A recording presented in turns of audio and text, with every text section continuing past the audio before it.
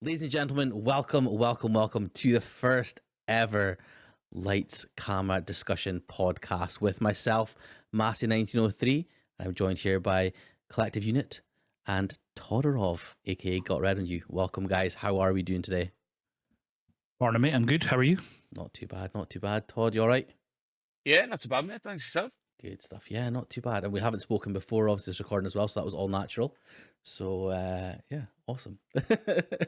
Well, today we are going to do, obviously, the first ever episode of this podcast where we're going to discuss, in general, we're going to be doing like filmmakers and things, and that might change down the line. But today we are going to be discussing the films of Mr. Damien Chazelle. Now, Collie, I believe you have a bit of background on Mr. Chazelle, so take it away, good sir. Yeah, so Damien Chazelle, born in 1985. Filmmaking was his first love, but he wanted to be a musician. He was a jazz drummer at Princeton High School. One of his teachers there was quite intense, which is where he got the inspiration for Whiplash, or some of it at least. But unlike Miles Teller's character in that, he knew he wasn't destined to be a great drummer, so pursued filmmaking. He went to Harvard to study it. Where he met, or he had a roommate called Justin Hurwitz, who ended up being the composer on all his films. They then worked together on Guy and Madeline on a Park Bench, which is a black and white movie set in Boston. It's a musical. It's about this couple who split up, where the guy meets another woman essentially, and then down the line he wonders if he regrets his choice. And then the film ends with Guy and Madeline potentially rekindling their relationship. So there's definitely like blueprints there, footprints there for where La La Land goes. Then he dabbled in Hollywood. He became a writer for hire. He worked on Last Exorcism Part 2 and Grand Piano. Then he was involved in rewriting a draft of 10 Cloverfield Lane. There's a possibility of him directing that, but he ended up working on Whiplash instead. So yeah, that's kind of a quick synopsis from start to where we're going to pick it up with Whiplash as his first mainstream film, but it wasn't technically his first film, as I was corrected on Twitter. I did see that actually, but yes, you're absolutely right. So he's technically directed 5 films, then, isn't it? Because of that guy in the one that we're not going to be discussing today. I believe you have watched it, Collie, and it's perfectly okay. It's perfectly okay. You can kind of tell that it's a bit of a student-y film, because he did it for his, I think it was his thesis or whatever for his course. So yeah, like you can tell where he was influenced like from originally, which is we're probably going to touch on that on each of his films, and then you can kind of see where he ends up going with his filmmaking choices in that himself. So it's good for a kind of to see the big picture kind of thing, but I didn't think that it warranted a real discussion on here past this brief chat. Yeah, fair enough. So yeah, because in total he has directed 4 films, well, apart from that one, Whiplash, La La Land, First Man, and Babylon. So that's the ones we will be discussing today. So how about we just get straight into it then and get stuff kicked off. So the first film that we will be discussing today is Whiplash. So it's a 2014 film about a promising young drummer enrolls at a cutthroat music conservatory where his dreams of greatness are mentored by an instructor who will stop at nothing to realize a student's potential. So obviously we all watched all these films as part of this. Had you guys, I'm assuming you'd both seen this before, right? Yep. Yeah. Perfect, excellent. So it was a rewatch of such. Again, it was a second rewatch from me. I've only watched it one time before. I don't know, have you guys watched it a couple times before? Or? Well, countless, yeah, probably for me. Yeah. It's one of those that's on a loop in our house. Mm-hmm. Excellent. Well, yeah, we will get into it. We'll get into more detail about the film and why it's on a loop in your sort of your rewatches. But who wants to take away? Todd, do you want to take this one away? Yeah. So for me, one of the things about it is that I went for this from the very beginning. This film is about 2 horrendous people, and although Miles Teller's character might not appear like it at first, what we find is actually Andy and Fletcher are both horrendous people, and it's incredibly talented people, which often tends to be not that all talented people are horrible, but they have like their quirks, and and these two people, you just kind of it's like a battle for the entire thing. It's so intense the whole way through, and I think that's why I get so involved in it with those characters, and kind of getting lost in who's winning. I suppose I know that sounds like a ridiculous way to put it, but it does feel like a bit of a competition between them. Trying to get the upper hand, especially partway through the film.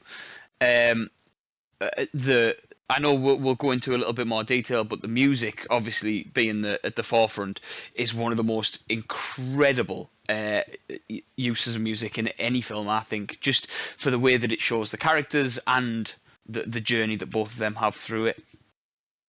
Definitely. Collie, thoughts? Yeah, kind of the same when we're talking about the two main characters. They're kind of like two sides of the same coin kind of thing. Like, ostensibly, when you're watching the film, J.K. Simmons is supposed to be the quote unquote bad guy, but yeah, Miles Teller's definitely got that cutthroat kind of underhanded side of him as well. You see that through the interactions with him and the rival drummers within the band throughout the film. Obviously, he unintentionally does so when he loses the sheets and costs the main drummer his seat, so to speak. So he overtakes him for that performance. And then when J.K. Simmons brings in the other drummer to kind of push Miles Teller's character on, and you see, he immediately gets his back up as soon as the guy enters the room, and then throughout the film you see his kind of devolution almost into just this raw, like, driven character, like nobody will get in his way. You see that with his interactions with his girlfriend. Like, he's just like, I've got nothing else in my life that I want to focus on apart from music. And Todd touched on it there, that like that's kind of how you feel that you have to, or I can certainly sympathize with that's how people feel they have to be to get ahead in such like a cutthroat environment, which is really well portrayed here. I just think the whole film, you're just on edge the whole time because either character can just blow up at any point, which they do. I remember the first time I watched it, when Miles is practicing, and then he just breaks, and then he just punches through his drum kit and just destroys it. I remember that being a big like whoa moment, like, this guy's gonna stop at nothing sort of thing. So yeah, I absolutely adore the film. I think it's fantastic, especially for a kind of a directorial debut. We'll touch briefly on the accolades for it later on in terms of awards and stuff, but yeah, I think rightfully so. This is such a highly regarded film by all of us. Yeah, absolutely. And yeah, I mean, obviously, as I say, music is such a big part in not only this film, but like all his films, really. Even we'll get into it in more detail, but even the one that isn't really is not written by him, which First Man, and isn't really a music film, there is still obviously the use of sound and the lack of sound as well, which is a massive part. And with Whiplash and his others, I struggle to think of someone that can utilize the silences and also sound and music as well as he does in his films. So yeah, we did touch obviously on the two characters there. Now, this is obviously a Damien Chazelle discussion, but it would be silly not to talk about the performances of the two the two leads, or the lead and the supporting, I suppose. Obviously Miles Teller and J.K. Simmons, of course. J.K. did he won an Oscar for this, right? Is that correct? Yeah, he won the Oscar for it, yeah. Which is so well deserved. We've all kind of talked, as you said, touched on their performances, but what for you guys makes him stand out as an Oscar winner in this? What was it that you thought was so important, his performance, that allowed him to win this, first of all nominated, and then secondly win the Oscar? For me, like, I think it's really easy for Simmons to play it as like a panto villain. Like, he could be so over the top, and the writing is I think it's the perfect writing for a horrible person. As in some of the phrases and some of the things that he says that like I'm not going to repeat. Do you know what I mean? Because they're that grim. But like the way that he speaks to the people in his band and stuff, he could be the most over the top chewing the scenery, and you get the wrong actor and it kills the film. I genuinely think if you haven't got somebody like Simmons in there, it kills it. And it's how menacing he is. For me, that it's he does shout. Yeah, there's that raising the voice. There's the threat there, but there's just something so piercing about him when he goes quiet and when he's in his face. Again, I keep going back to the word intensity because he's just the guy's blood pressure must have been through the roof for the entire thing because he is just like on it the entire time, whether he's being quiet, whether he's being loud, and even in his moments of like not softness. When we're first introduced to the characters, and he says like, do you know your two-step swing or whatever it is, and Miles Teller starts playing. I didn't tell you to start playing. It's subtle and it's soft, but you still get it straight away. And I think from that first scene when we meet him, he'd nailed it there, and it just kind of escalates from there. Yeah, it's the passive aggressive nature of it. It's the that's not quite my tempo, and then he says that a few times, and then he walks away, and he's thinking, and then he just lobs something across the room. Mm-hmm. It's just that explosive, like you say, it's the simmering under the just under the level, and then all of a sudden he'll just peek and slap him or chuck stuff at him or anything like that. But I feel coming back to when we're talking about the characters being like similar but different, it's all the way to the end of the film when obviously Fletcher like essentially tries to or tricks Andrew into playing in his band to embarrass him and stuff, and then Andrew goes on this massive like drum solo and that, and then you just see right at the end, and we'll talk about another like ending shot in one of his films that I think is perfect, but it's just when they're looking at each other in the film, like the cinematography of them just going like eye to eye, like looking back and forth at each other sort of thing. And then it's all you can see is like just a framing of Fletcher's eyes, and then you can tell that he's like smiling and just nodding at him, and it's the mutual respect that they end up having for each other. I think is really, really cool. Not good because they're both bastards, like, but it's kind of a culmination that these two, incredibly talented people that were kind of wasting each other's potential almost in their behavior, in their mannerisms.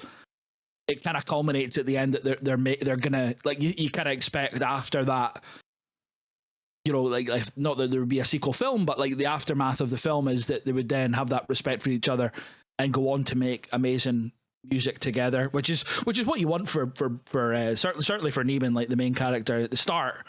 You want him to succeed, and obviously there's the ups and downs, and then there's the plane after the car crash, and that just speaks to how determined he is. So then, if you think like long term, he's going to get that satisfaction of playing for a guy who is like a right, like, horrible person, but there's no arguing how much of a genius he is. There's a reason why he was at the school for so long, and it was only until Andrew obviously came forward anonymously kind of grasped him in, sort of thing, that he was then let go. The school knew what they had, and the thing is, like, it's one of those things that you probably think in real life, the school probably knows how much of a horrible person he is, but because of the success of their band, etc., that like they're probably putting up with it and stuff, and they've kind of buried their head in the sand a little bit. It was only until there was like formal complaints through Andrew, and then obviously the former student's family, because the former student ended up killing himself on the back of his bullying ways. So yeah, it's just very satisfying. I think the build up and the background to the characters is that like you instantly know where the character is from that first meeting of him, from the underlying passive aggressiveness and stuff, and it seeps throughout the whole film. I was like, even rewatching it, you're just like on the edge of your seat, and like it's like an anxiety attack, kind of just sitting there waiting to happen, sort of thing. It's absolutely class. Definitely. And I think that's a testament to Chazelle's writing as well, because of course, having been able to portray that details like you said there. We're all aware that obviously, or we all kind of understand that although he's a horrible person, as you quite rightly say, the school's obviously allowing him to do this because they're getting the results, but they never specifically say that in the film. It's kind of just like one of those like underlying sort of things, and even things like was said about you said there about the former student that ended up obviously committing suicide. That's the same guy that he has the moment with his actual band and lets them listen to him play and shows like just a slight moment of vulnerability after learning of his death and things. And for him to also have cared that much about that person, to literally shedding tears when he heard about his passing, to then us finding out that he is the reason that person actually ended up doing what they felt they had to, and noting him as the main reason behind it. It's such an interesting performance from J.K. Simmons in that way. And one of the things as well that I kind of picked up this time, because I'd obviously seen it before, was when he's talking to Andrew about his family and how, do you have any musicians in your family? And then he talks about how his dad's like I think he's a high school teacher. He'd written a book and stuff, and Fletch actually ends up using that against him at a later point as well. I think he talks about his dad being a failed writer and things. And, Yeah, that's right. It's just like, again, the underlying, I suppose it is villainy, isn't it, of him to use whatever way he can to either poke at someone and get genius out, I suppose, isn't it? So yeah, it's the emotional manipulation that he sees as an effective teaching method. Which to an extent it probably does have success, but there's going to be a line that's going to break everybody, Mm-hmm. Absolutely. Todd? I think it's coming back to the writing. Like, for me, on like the number of rewatches, because when I first couple of watches, I saw the Simmons, when he is showing the music and that, as like a bit of vulnerability, but I don't trust anything he does. Through the whole film, from the word go, like you say, when he's even just using the phrase, it's not for the last motherfucking time because his mum's run out on him. It's for the last fatherfucking time. Like, everything that he does, I would say the only honest bit that you see of Fletcher through that whole film is when he sees the kid, when he sees his friend with the kid in the corridor, and like Andy kind of catches it, and it's the whole Gordon Ramsay, when he's with adults and he's being horrible, and then he does like the kids' master chef and he's like lovely with them. It's the exact same thing. He's like, oh, you'll be playing piano now, are you? And like, really nice with this kid, and then is an absolute asshole the entire way through the whole thing. And I think the bit about the kid who took his own life and stuff, for me, on like a couple of rewatches, it's him trying to set his stall out to be like, look, it's got nothing to do with me. I really like this kid. This is his music. I'm showing you how I nurtured him, and talking him up so that people would kind of dissociate Fletcher with that issue. And then, like you say, with the finding out about the mum and dad, it's that whole thing. And just while we're talking about the writing, and just to come back to this for every single film, apart from First Man, because I know he didn't write it, but he knows where to start a film. There's no sort of like, this is Andy and he's this and he's like a drummer and this is his dad. You start where you need to start, and it's exactly the same as we go through. And I just think it's worth you put yourself in that mindset straight away, because we know who Simmons is, we know who Andy is, and we go straight in. And I think that, like I say, set it out really early. And it's perfect writing from him. Definitely, absolutely. Now, obviously, the sort of like counterfoil to J.K. Simmons as Fletcher is Miles Teller as Andrew Neiman. Now, I think, Colin, I believe you're quite a big fan of Miles Teller. Is that correct? Yeah, I think he's a great. Well, I was going to say young actor. He's still relatively young, I would say, but so, yeah. I think he's been in quite a lot of good things. He was really good in War Dogs, which is the Jonah Hill one that he was in with him. But even the latest Top Gun, I thought he was absolutely class in that. Yeah, definitely. He kind of made his big break with the Divergent series, which is a series I'm not familiar with. Shite. But it was through that he kind of made this big break, and he started getting into the likes of Whiplash and more like acting films, I guess you could say. Yeah, I think he's really good. Sorry, on you go. No, on you go. I was going to say that the one with the Only the Brave, the firefighting one, I think he's really, really good in that as well. You've never seen that? I highly recommend it. It's really, really good. It's based on a true story. It's about this couple of teams of firefighters that fight I think it's the Californian like wildfires one year and stuff, and wow, it's how we deal with that. It's got Jeff Bridges in it and quite a good cast. Oh, yeah, it's Josh Brolin, Jeff Bridges, Jennifer Connelly. Yeah, it's class. So it's called Only the Brave. It was out 2017. And that was kind of I hadn't rewatched Whiplash, and then I watched Only the Brave. So then I went back to watch Whiplash a couple of years later, and that was when I kind of really clicked with how how I rate him as an actor. Mm-hmm. I think for me, he always came across as like a bit. Again, it could be the film that saw him a bit arrogant, a bit sort of thing. I think that's what works perfectly in this film as well, is because musicians kind of have to be, don't they? It's like it's a craft where certainly in this it can be quite a isolating craft or isolated sort of craft. So you kind of have to be confident in your abilities and in yourself and things, and I think that's something that really works well in his performance as Andrew Neiman. Again, with the writing, it allows him to, we see him as we've kind of touched on as well. He kind of starts off as a hungry musician, I suppose, and talented musician, but then transitions into someone that is almost on a par with, or even as I said about the final scene when Fletcher tricks him into playing in the band and he doesn't know the music and stuff. But then the reversal of who's in control when Andrew takes over as during the solo, and he starts them playing Caravan and stuff as well. He's almost got to Fletcher's level in terms of being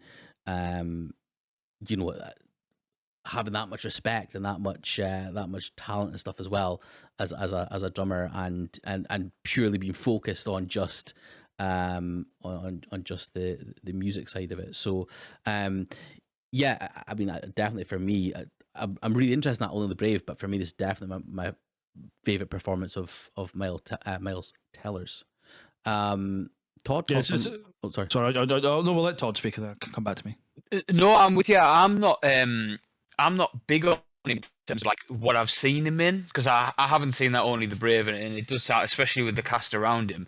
And like say, he was excellent in Top Gun Maverick, and plays a sort of a less narcissistic role probably, but plays a similar role in like that confidence and that like chip on his shoulder, that's there through the whole thing. So in terms of like him as an actor, this was my sort of introduction to him, and so I've only really had this as a point of reference until Top Gun Maverick, which was only this year, right? Last year, yeah. So I'm, was just blown away by him because, like, say, this is all War Dogs as well. But I'd watch that after this. Yeah, and he just, like I say, he plays that sort of, you want to like him at first. I wanted to like him, and by the end, I wasn't cheering. I'm not sat there literally just like fist pumping every time something amazing happens in the film. But like, when Fletcher, walks over to him, I knew it was you. I was pleased that had happened. But then when he started taking over, I'm absolutely chuffed for him, and I think that's down to him. The writing's obviously amazing, but it's down to Miles Teller just taking that with him. Coley? Yeah, I think the writing established quite early on that if you weren't familiar with the kind of college band setup, which is when you've got chairs, and like you got first chair, second chair, third chair, that's established pretty early. And obviously he's the second chair initially, and I touched on it earlier where he loses the guy's sheets, whether intentionally or not, it's debatable. And then that kind of establishes how cutthroat he will be, though, that there was no hesitation when he was like, I know them. I don't need the sheets. I know them. I can play. And then he just continues to, that's kind of the first sign, I think, really, that, because he cries in the first practice. Mm-hmm.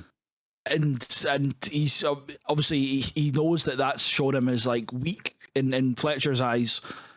So this is him probably trying to step up and be like, no, I can be a big lad. Like I can take this, and I'm responsible, and I'm driven and stuff. And he's forever tried to prove himself. But I don't think it's a prove himself to Fletcher kind of thing. It's a prove himself kind of thing in his ability, like you said, Massey, like to be an artist, and even when Todd's mentioning there in Maverick, to be a fighter pilot, you've got to be the most confident in your own abilities that you can possibly be. Like there's no room for hesitancy, especially when you're a pilot at the highest level, or you're a musician at the highest level, because this Schaefer Institute is regarded as one of the best in the world, is kind of what you gather through the film.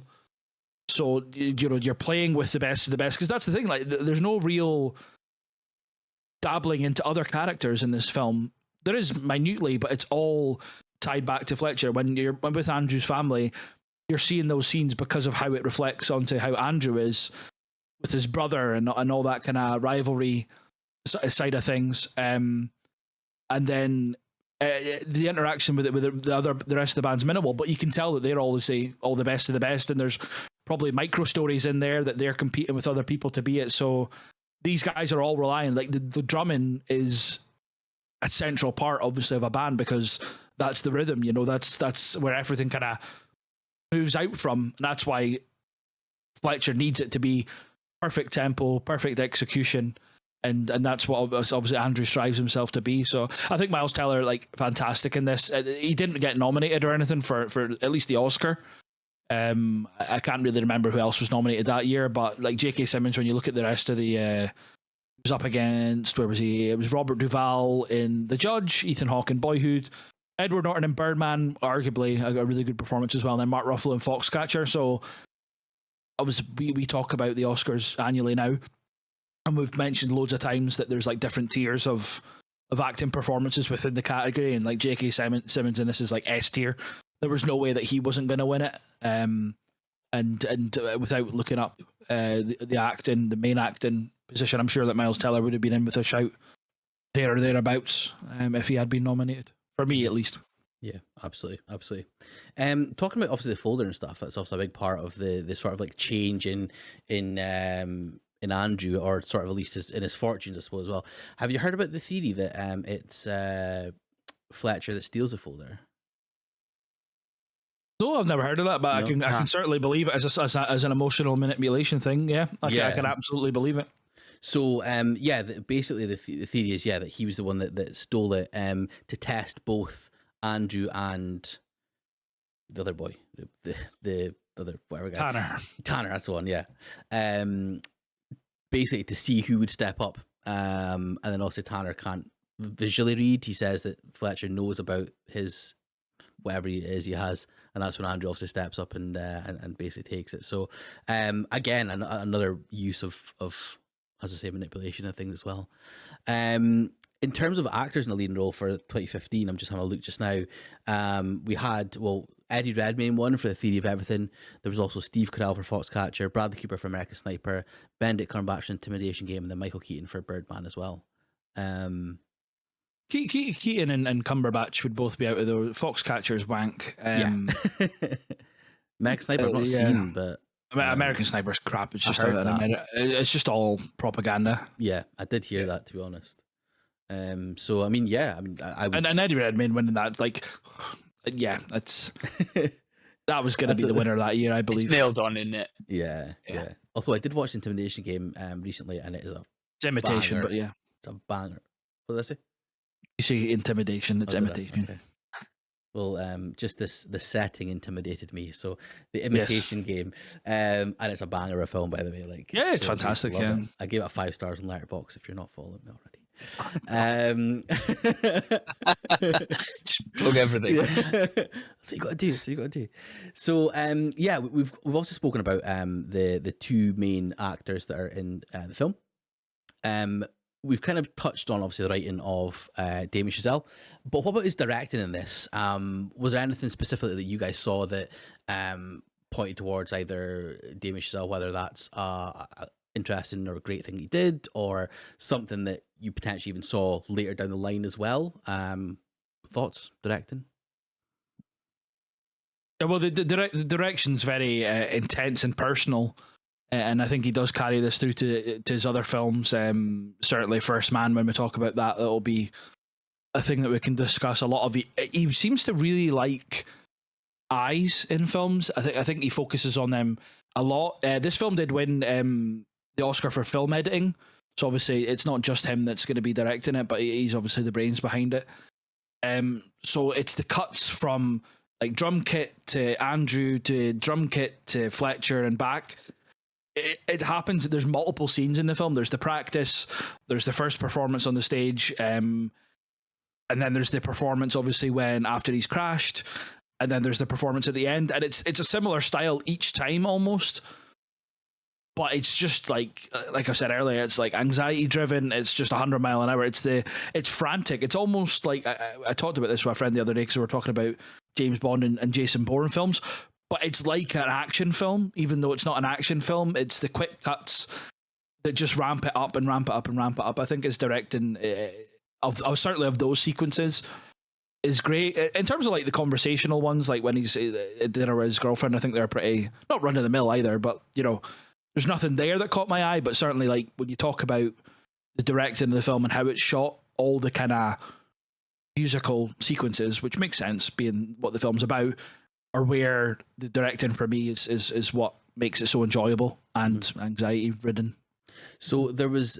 It's funny what you say about there about the kind of conversations and when he's talking about it with his girlfriend, especially obviously the breakup scene. I was reading on IMDb about a bit of trivia about that J.K. Simmons was talking about that scene in particular, and normally you'd obviously have be focusing on the person that's talking, but what Chazelle does that's really clever is focuses on Melissa Benoist's character, while Andrew's doing the breaking up, and it's like focusing on her as opposed to focusing on him, which is quite interesting. Yeah, It's and that's something that J.K. Simmons pointed out in the trivia in IMDb that I thought I read that before watching it, and you do notice it, and it's such a different way of going through it because you can see her reaction without obviously. You can obviously hear what Andrew's saying, and it's pretty because normally you'd focus on who's saying the things and how they're portraying it, but focus on the kind of reception of it. It's interesting. Exactly, and apparently as well, she didn't know they were going to be doing that. So again, shout out to her for staying in character and things as well. That's I'm sure it's not an easy thing to do. You said also about the quick cuts as well with the drumming. One of the things I really liked as well is at the last bit when Andrew kind of takes over and stuff as well. It's something that he does in La La Land as well. It's the quick like sort of turns as well that he does, which for me was the part where it then signified that they were both on the same level. There wasn't the cut in between. It was like passing the torch. He was doing his little. I don't know if there's same behind the scenes stuff for Whiplash. I've never noticed it, but there's a behind the scenes thing for La La Land when they're doing that in the club, and it's the guy with the camera. There's a guy tapping him on the shoulder. Is that right, Todd? I think you're familiar with it. To turn. Like when they've got the shot, he taps him on the shoulder. Go to this shot. So that's so cool. If they didn't adopt it in Whiplash, they certainly must have learnt from Whiplash to then do that in La La Land. Those quick like sweeping shots, they're not edited. Like they must be edited to a certain extent, but they're not like. There's no cut between they're not two shots. They're not cut. Yeah. So I thought that's again such an interesting way to do it. And as I say, for me, it felt like that was the part where they were then both on the same sort of level. There, which is it's genius, absolute genius. Todd, thoughts on Chazelle and his directing side of it? So the only thing I got I'll touch on this before I go on to another thing about the breakup is that the shots of Nicole are really close, and then when the shots of Andy, it's further out, and I just thought that was like, it's sort of, for him, this is nothing. Like, this is very easy for him, very sort of like, yeah, I know what I need to do. For her, it's like, it's a big part of her life, and I just thought, maybe I'm interpreting it wrong, but that's how I saw it. Was like, he's, like I say, it's just very easy for him. This is a bigger part of a bigger plan. For her, this is not everything, but it's big. She hasn't got a major. She doesn't know what she's doing with her life. This might have been the one constant thing, and now it's gone. The eyes thing, I think, is massive, and there was a bit in Babylon that we'll come to that I like went back over. It blew me away, and the ice thing, I can't say anything else about it. But the other one for me was the hand in the ice water. When he's practicing and going, and it doesn't matter what speed you watch that scene, the hand in the ice water is incredibly slow. Like, it takes forever. It honestly, I was taken aback by how long and I just think there's no slow moments in that film. Literally, even like the breakup or the family meal where like they're having a go, there's still that intensity. But it felt like a minute and a half. It was probably about 5 or 6 seconds, but it felt like forever. Where he's plunging his hand in that ice water. I just thought it was an incredible shot. Like, especially how bloody it is. It's not just like a cut. It mixes in with the water, and at the end, and I think that's the big bit for me, was the backwards and forwards, like you say, and how it just keeps getting closer on the two of them, onto the hands, onto the eyes, and like J.K. Simmons' hands, moving up and down, and how he's conducting. There's never been that level of intensity right the way through the film. There's no point where he's literally, you can see him shaking, not from like I don't think it was from a conducting point. It was just that level of like adrenaline is the only way I can describe it. That was, I think for me, they were the main. Oh, and not the introduction of Fletcher, where they're playing in the band at the beginning, where before he's joined Fletcher's band, you see him walk past in like a shadow in the window. Mm-hmm. And it's this big sort of what is it, show don't tell. It was a massive show don't tell moment where he walks past the window and nobody goes, oh, that's Fletcher, he's a asshole or whatever. Everybody just, like, you just see everybody look at each other, and then it goes back to the window and he's gone, and it's like a level of relief. The way that he sort of, for me, his films, the way that he creates characters, obviously through this amazing writing, but through the direction, is the big thing for me. His character works phenomenal. Mm-hmm. And talking about the show don't tell there as well, one thing that struck me as well, when it's his band, when Andrew first starts with him, and how there's like silence until he's the one that, without even saying a word, he's obviously a conductor and stuff, but there's absolute silence. They stand up when he walks in at 9:00, until he gives them the signal. That's the only time we hear music getting played in that place, in the studio band.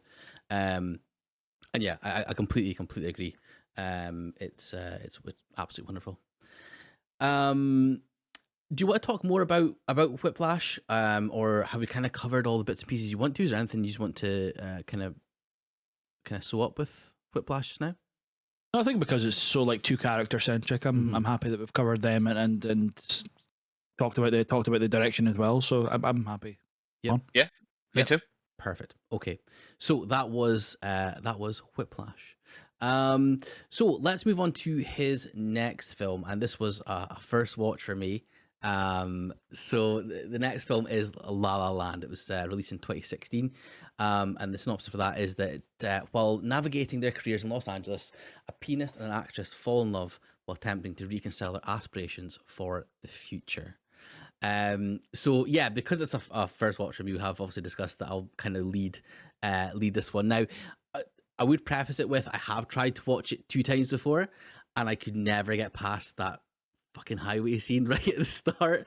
Like, for some reason, I don't know why, because I'm one of these guys that, like, I quite liked High School Musical and like like stuff like that, and it felt like that, but I don't know. I was never just able to get through that first bit. Um, but I'm glad we did this, and I'm glad I was able to get through that because holy shit, what what a film! Like, and again, I know, like both you guys actually have said to me that you have to stick with it. And you have to watch it because it's so good, and like absolutely ridiculous. Obviously, it's more of or it feels more like a musical. I know it's not a straight up musical, but there's definitely also more kind of musical numbers by the characters, I suppose. Well, a different musical, isn't it? It's not like the drums and stuff. There's actually singing, of course, from Ryan Gosling and Emma Stone and things like that, and even her pals and stuff in their apartment when they're getting ready for going out and stuff as well. And I thought it was so well done. Like again, obviously we're going to talk more about Damien Chazelle and what he did and stuff, but just yeah, I'm so glad I was able to kind of get through that first bit and dive in because it's such a heartbreaking film by the end of it.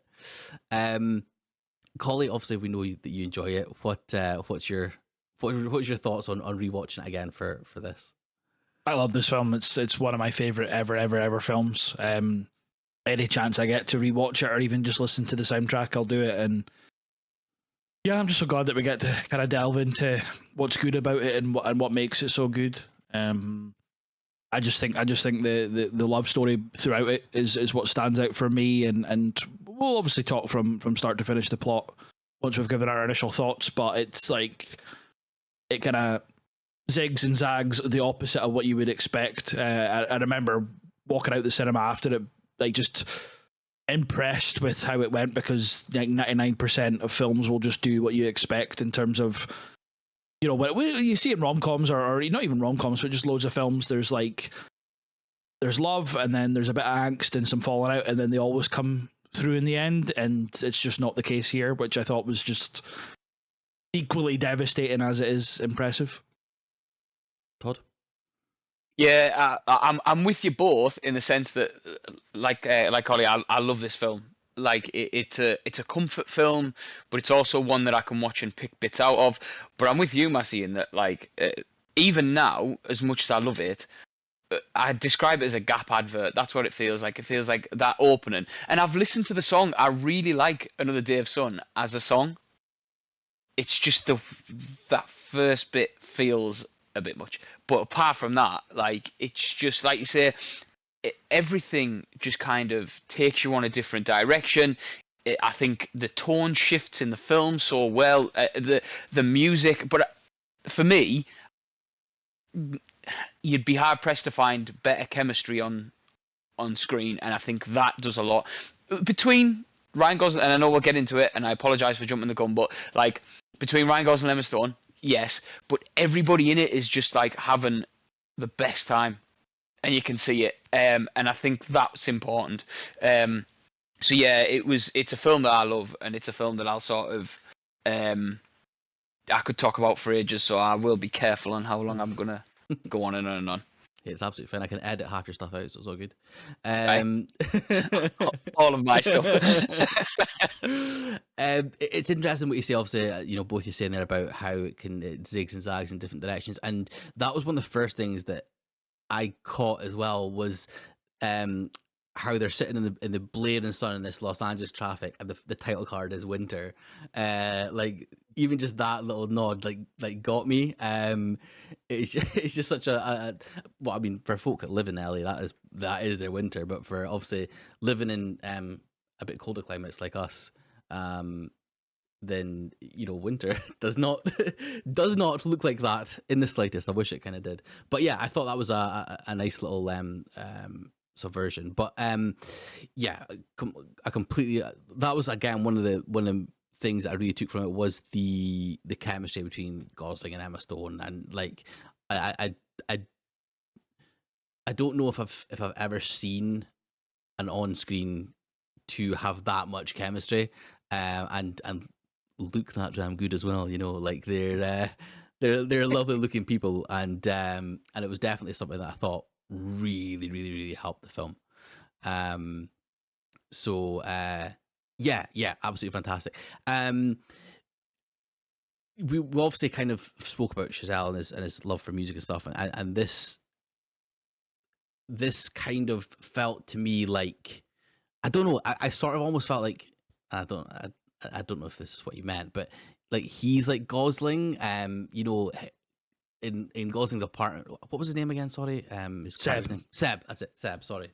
In Seb's apartment, there's like all these little nods to like the stool that some famous jazz dude sat on, and something I can't remember the exact bits and pieces, but it was like something where someone touched or something like that. Was that right?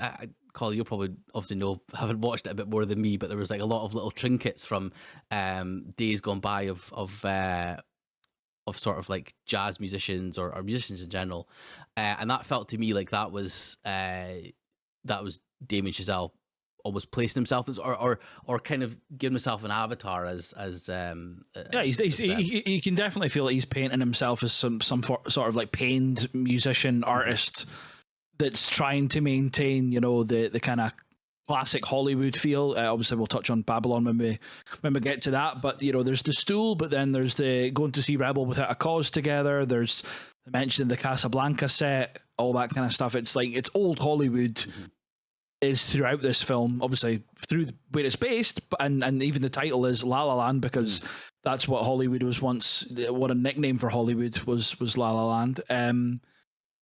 Yeah, you can definitely tell that through Seb trying to like, this is what jazz is and stuff, and John Legend, but when he meets him later on, he's like, how can you expect to carry on jazz if you won't adapt to what it is like by sticking with the old ways, you're actually killing the old ways. You need to kind of move on with things, and like Todd said, everyone's just having fun. John Legend in this, I thought, it's a really, really standout. I would say a cameo because like he's not an out and out actor, is he? He is a musician. So when he first appeared in the film, I was like, oh holy shit, that's John Legend, that's class. And like the way that he pulls him into the new band, the new project that he's got, and it's completely like not anti old jazz, but it's very different. You see him in the first practice, like just like, oh, they're starting to play, and then they like just go into the electronic kind of side of things and stuff, and Seb's just a bit like taken aback by it.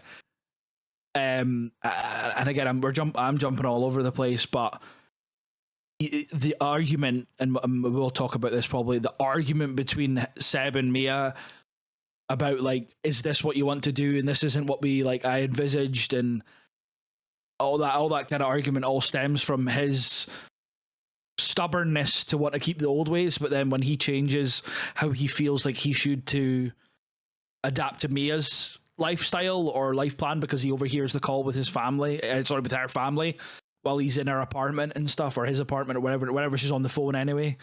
Yeah, there's definitely, you can feel that this is probably Chazelle's most personal film. And correct me if I'm wrong, I don't know if you guys read it, I'm sure it was mentioned at the time when the film was coming out that he had to do Whiplash. The studio asked him to do Whiplash, and if that did well, then they would fund La La Land for him. And obviously, it worked out really well that he got to do this. But there's 100% whether the whole Seb thing, which is a very good analysis, and I agree with it. No matter how true that is, I think just even the film in general is just his homage to old Hollywood, and he kind of doubles down that on Babylon, which we'll again move on to in a wee bit. But yeah, Seb's an amazing character. Like he's like Neiman in Whiplash. He's just this flawed genius guy who, like, for the first half of the film when you're meeting him, like he will do anything to be like, old jazz is the best, blah blah blah blah. But then, unlike Neiman, he changes.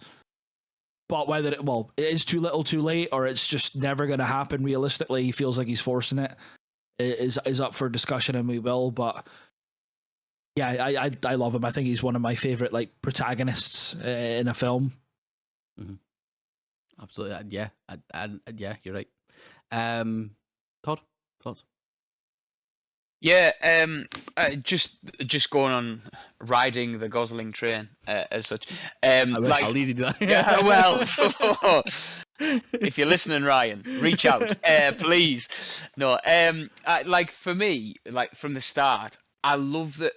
I was talking the other day about how Ryan Gosling has a lot of different sort of elements to him. He's not just a one-note actor, but that this is for me like I hate to use this phrase, but peak Gosling. Like it's where he plays best because there is like the cockiness, there's the arrogance, but it's an endearing arrogance. Like I could, if he was on screen the whole time, and again, not just because he's lovely to look at, like I could watch him the whole time because there's just something about him from the minute he's hitting that horn and just shaking his head with that sort of disgruntled look about him.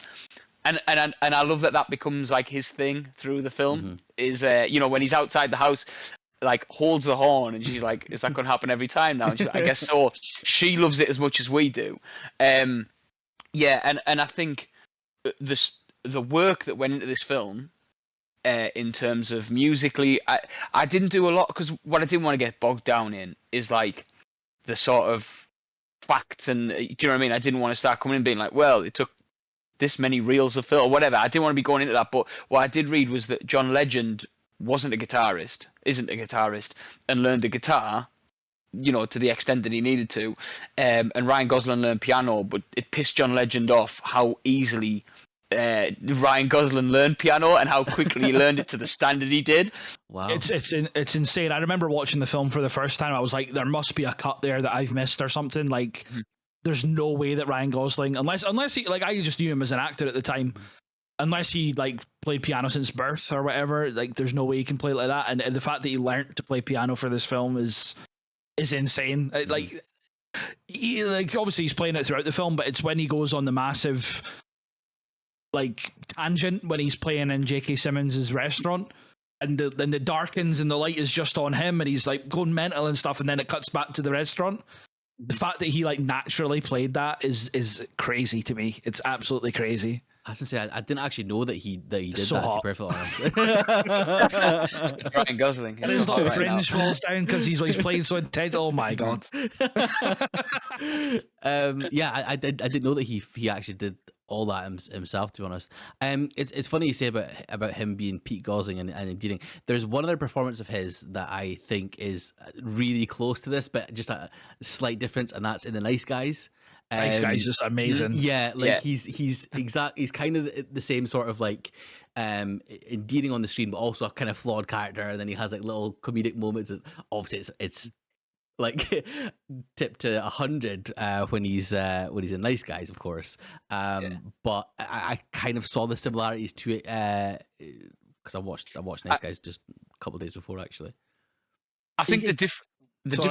Sorry, the difference between them, like, is the only difference. Like you say, they're so similar.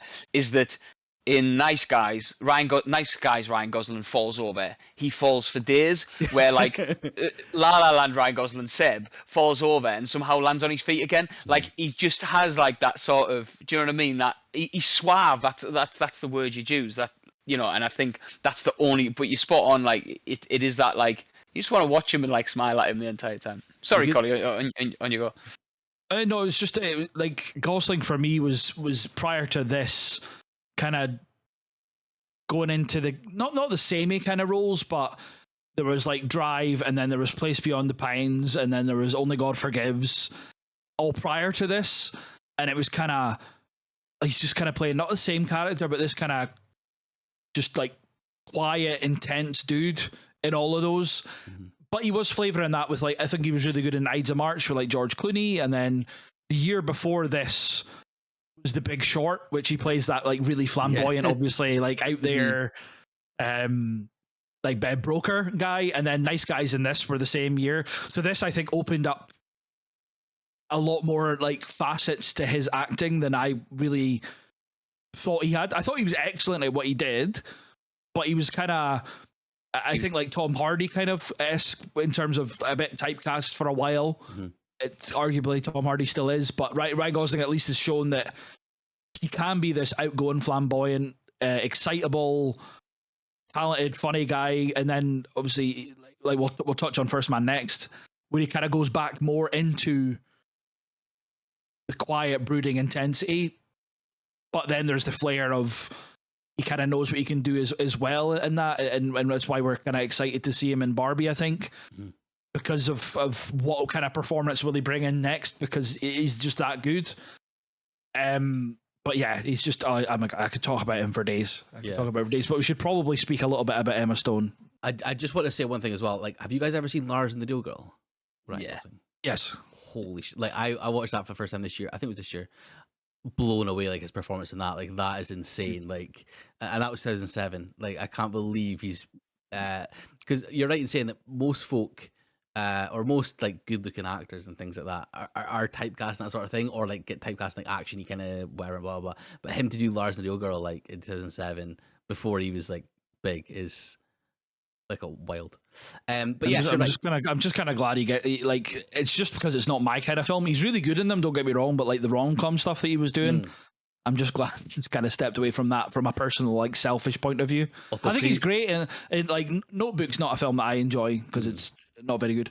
But Crazy Stupid Love, he's incredible in that. Yeah, and, I love that film. And even like Blue Valentine and stuff as well, he's great. But it's just, I'm glad he's focused on this more side of acting than that. Purely because that means that I'll see him in more things. Definitely, and diverse things as well. It's not the same thing every time, is it? So yeah. Well, like I said, he was in. I'm just looking up his IMDb here with Fracture by Anthony Hopkins, like 16 years ago. Apparently, that's a really good film. If you've not seen it, I've not seen that. No. That's like early, like, good Ryan Gosling, as in like, oh shit, this guy can act kind of thing. Yeah, interesting. I will definitely check that out. So yes, we have spoke about Ryan Gosling. So why don't we speak about his on-screen partner, Emma Stone? Again, in terms of chemistry, they obviously have it, but in terms of charisma as well, they both have it in absolute droves. She is such keeps you glued to the screen the whole time, as Mia, you said, is her name in the film, right? Yeah. Mia.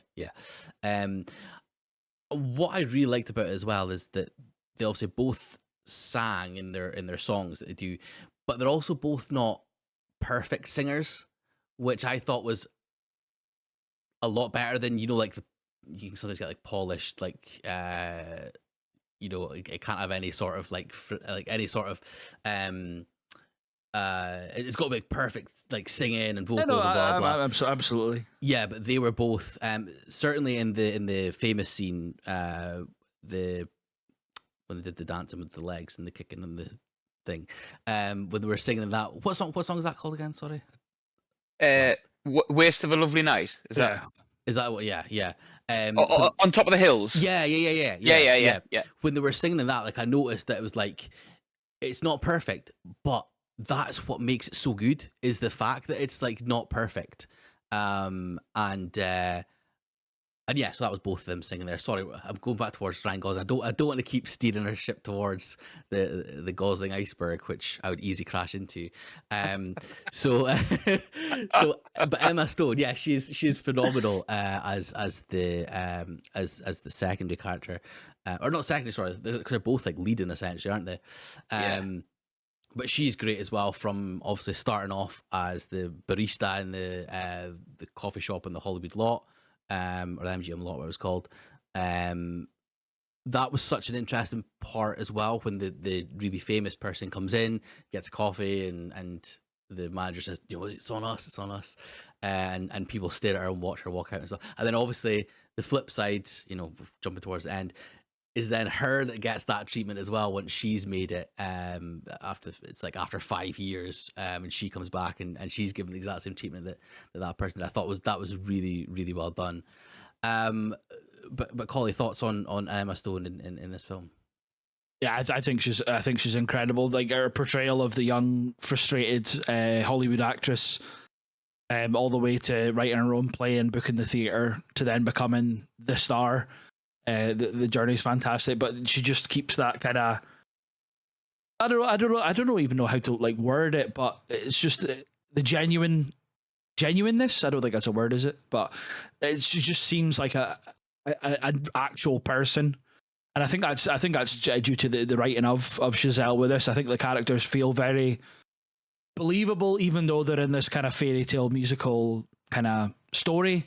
I just think that like the decisions of the characters all the way through to, you know, them deciding that they just can't be together, it just feels real. It feels, ironically enough, it doesn't feel Hollywood, even though it's all about Hollywood. And yeah, the chemistry between the two of them is incredible. But then when she does her like audition, the solo, like I just remember watching that and just being like holy shit, that's it. All that is like her standing there singing. That's not like, there's no acting there per se. There is obviously to an extent, but it's just, it feels like that is a person that is putting everything, last ditch attempt at making Hollywood, nothing else to lose, balls to the wall kind of stuff. And she just blew me away in this. Again, it's like, she's been an actress for a long time and she'd been in a lot of things before this and has been subsequently. But this for me was just a big realization of shit, she's like a lot better than, oh yeah, she's that girl from Superbad. You know, like that's, for a long time I felt like she was in really good stuff like Easy A and that and she's great. But this was like, fuck, like she's like an amazing actress, and she won the Oscar, like rightfully so, for it. Like it's just incredible. And it's the vulnerability that she portrays, and then there's the confidence, and it's everything in between. Do you know what I really liked about that? Her audition as well, the one that she does a solo on. Like every other audition she has is like the casting directors are either on their phone or are looking at someone else, or like she says one line, they're just like, "Yep, cool, perfect." And this one, like you notice that the tone completely changes. They're so attentive to her. I think they even say to her to tell her own story as opposed to like reading lines, and that's when she goes into the they're solo. just like tell us a story, and she's like, oh, okay, yeah, and then she breaks into that song, and you're absolutely right, like it's like so moving, and such a wonderful way to portray this this person that's you know, literally it spells out for you. She's able to tell her own story as opposed to speaking someone else's, and I think she's absolutely wonderful. Todd, thoughts? Yeah, you've cracked it. The only thing I would add to it is like I think her acting style works so well with Chazelle's directing, and camera work, just because, like you say, she's obsessed with the eyes, obsessed with close-ups and things. And that last, obviously she's got a wonderful voice, and you know she acts well with her voice, but her facial expressions tell you everything. And I think for me that was the big, you know, like you say in the audition, the Fools Who Dream, it's like there's not a lot of like acting there, you know. It's in the singing, but just the slight and subtle things that she does with her face are incredible. But I like the fact that she's still got that that comedy about it, you know, the willingness just to have a bit of a laugh, like the I Ran at the party where she requests I Ran, and then so she funny. like lip syncs to it, but like no, you know, I reckon Chazelle has literally just gone, I just want you to lip sync and take the piss, because that looks like it's all Emma Stone there, like really going for it, and like you say, there's no sort of like holding back. I'd expect like professional actors not to, but that's why she won the Oscar. That's why she's who she is, because she hasn't like sat back and let it happen. She's just given it the full thing. Again, she's so watchable. She's got like that sort of the charisma about her. She's got the way of the what? Sorry, The Riz. The Riz, yeah. Like she's just like edit that out. I know we'll get to the we'll talk about the choreography. The bit with the backwards and forward shot, her dancing there just feels like she's being let to do what she wants, and again, full energy, not holding back. And I think I like Emma Stone. What was the favourite? I know I can't say, so I'm not good. I can't remember the director's surname off the top of my head.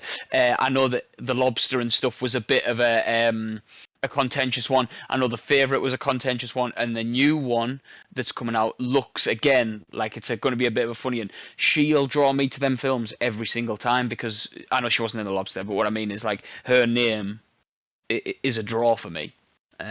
yeah, sorry. Again, I could talk about it for days. I'll shut my mouth. No, it's absolutely fine. Have you seen Cruella, Todd? Sorry, just on the Emma Stone thing. Have you seen Cruella? It's just class. Yeah, and again, I went in a kind of like, oh, it's on Disney Plus. I'll stick it on for an afternoon or whatever, and it was brilliant. Like, but again, I think you cast somebody else in that role. Is it going to be the same film? Probably not. Totally agree. Just going back to Gosling Iceberg. We spoke about there about the Iran. See him walking around with his keytar to the party like that, like.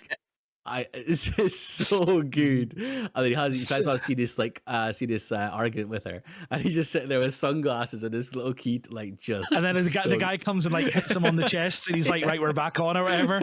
And she's just like looking at him, and he's like, "He doesn't tell me what to do." And he's like, "I'll see you in the movies," and he puts his sunglasses back on. It's like his acting there. He's like so stoic. It's his double take when he sees her. And the guy's like, "Any requests?" And she's like, lifts her hands like immediately right up. And then it's her little, like exactly like you say, Todd. Like you can tell that that's her having fun because it's her little wave when they've done the song. She's like, "Bye." And it's so funny. It's class. That's done perfectly against him, where like the lead singer is like proper giving it some, and Ryan Gosling's there like nodding with every key hit that he does, like just like, "Yeah, I'm here, yeah, oh yeah." Like, he said to her like, "I'm a serious musician." She was like, "Yeah." And he's like, "What do you do?" "I'm an actress." "Oh, what do you do?" "Oh, I work at a coffee shop." It's just they're immediately like obviously drawn to each other. You can tell like attracted to each other, but it's the usual thing. It's like, you know, bullying's the first sign of like love and fancy and stuff. Like from, you know, like when the kids pull boys like pull girls' hair and stuff like that when they're younger. That's that kind of age old thing of sorry, nothing. Yeah, fucking pull your hair. It goes back to the like the thing about you saying it's real, because like the whole meet cute thing where like she's watching him play piano and there's that perfect like charged Hollywood moment where they get together and this is their first moment and he just like shoulder barges past her. Oh my god, dude, like her face drops. Like that isn't how people meet. This is how people meet, by taking the piss out of each other and like, you know, like that's it. It's like every other rom-com under the sun. That's where they first interact. Is that when she watches him playing the piano, and they just don't, and then they meet obviously down the line at this party, and she's talking to the guy about what's he talking about again? It's like. Is it Goldilocks and the three like bears or whatever? The bears, yeah, from the perspective of the bears and stuff, and she's just like, yep. She's like, "Can you get my car?" And then it's like, you were saying this, Massey, was it your tweet or when you messaged, and you were like, "I don't think I've laughed this much in the first like 25 minutes." And it's stupid stuff. It's like, which is like, "Oh, I've got the Prius." Yeah, and then he looks at the board and it's all Toyota Prius keys, and he's like, "Well," she's like, "the green ribbon or whatever." Oh yeah, it's just their chemistry is. Like what, I can't remember what was it. One of you or both of you said, like, I don't think I've seen chemistry like that in a film that's made me like root for people to be together more. I think, and that's what makes it all the more devastating when it doesn't work out. Absolutely. Like, skipping all the way to the end. And we'll talk about this because we're going to talk about the direction in a minute. But the directing of that final shot, when they're looking at each other and Gosling, I'm going to cry just thinking about it.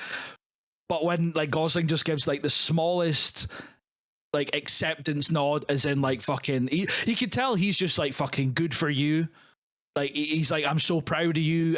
Like, and it's like a million feelings and a million things that he's just said in like literally like half a centimeter of a nod. Like it's unbelievable. And I remember the first time I watched it, I just burst into tears after that because that was the end of the film. I was like, "Oh no, that's it." I was like, surely there's like a sequel or something. Like they need to be together. It can't end this way. But it was the same when, you know, again, we're jumping a little bit towards it, but like where she comes home. There's no pretext to it. There's no sort of like 5 years later there is a film. Like I was genuinely like, she's shooting a film. She's shooting a film here. This is Mia as an actress. This is her fake family that she's come home to. That isn't her daughter. That isn't her husband. She's going to go away. Someone's going to yell cut. She's going to walk off set, and there's Seb to hold her, and they're going to go home together. And then you sort of like, you sat there going, they're not together. This is it. This is them done. Like it was devastating.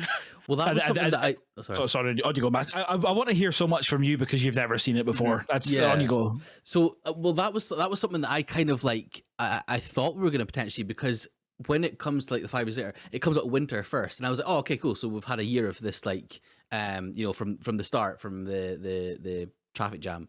It's now the next winter, and then it says 5 years later. Then I was like, shit, like what's gonna happen here?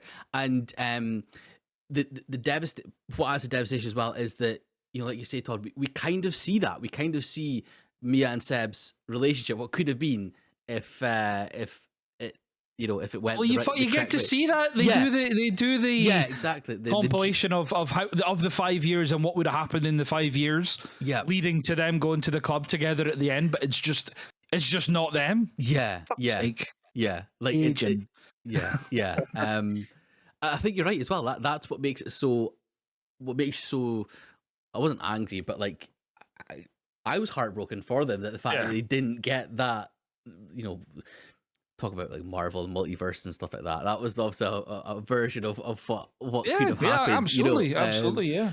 And that's like, it's going back to the fork in the road moment. It's sliding doors. He leaves that stupid photo shoot to go to our play. There's not a fight, and then it's just they reconcile that way, and that's it. Whereas it's just that argument, and then no play, and then that's it. Like they have the conversation beside Griffith Observatory again on the bench, and it's just like, I'll always love you and stuff like that. And then it cuts to 5 years later, and then you're just like, no, don't do this.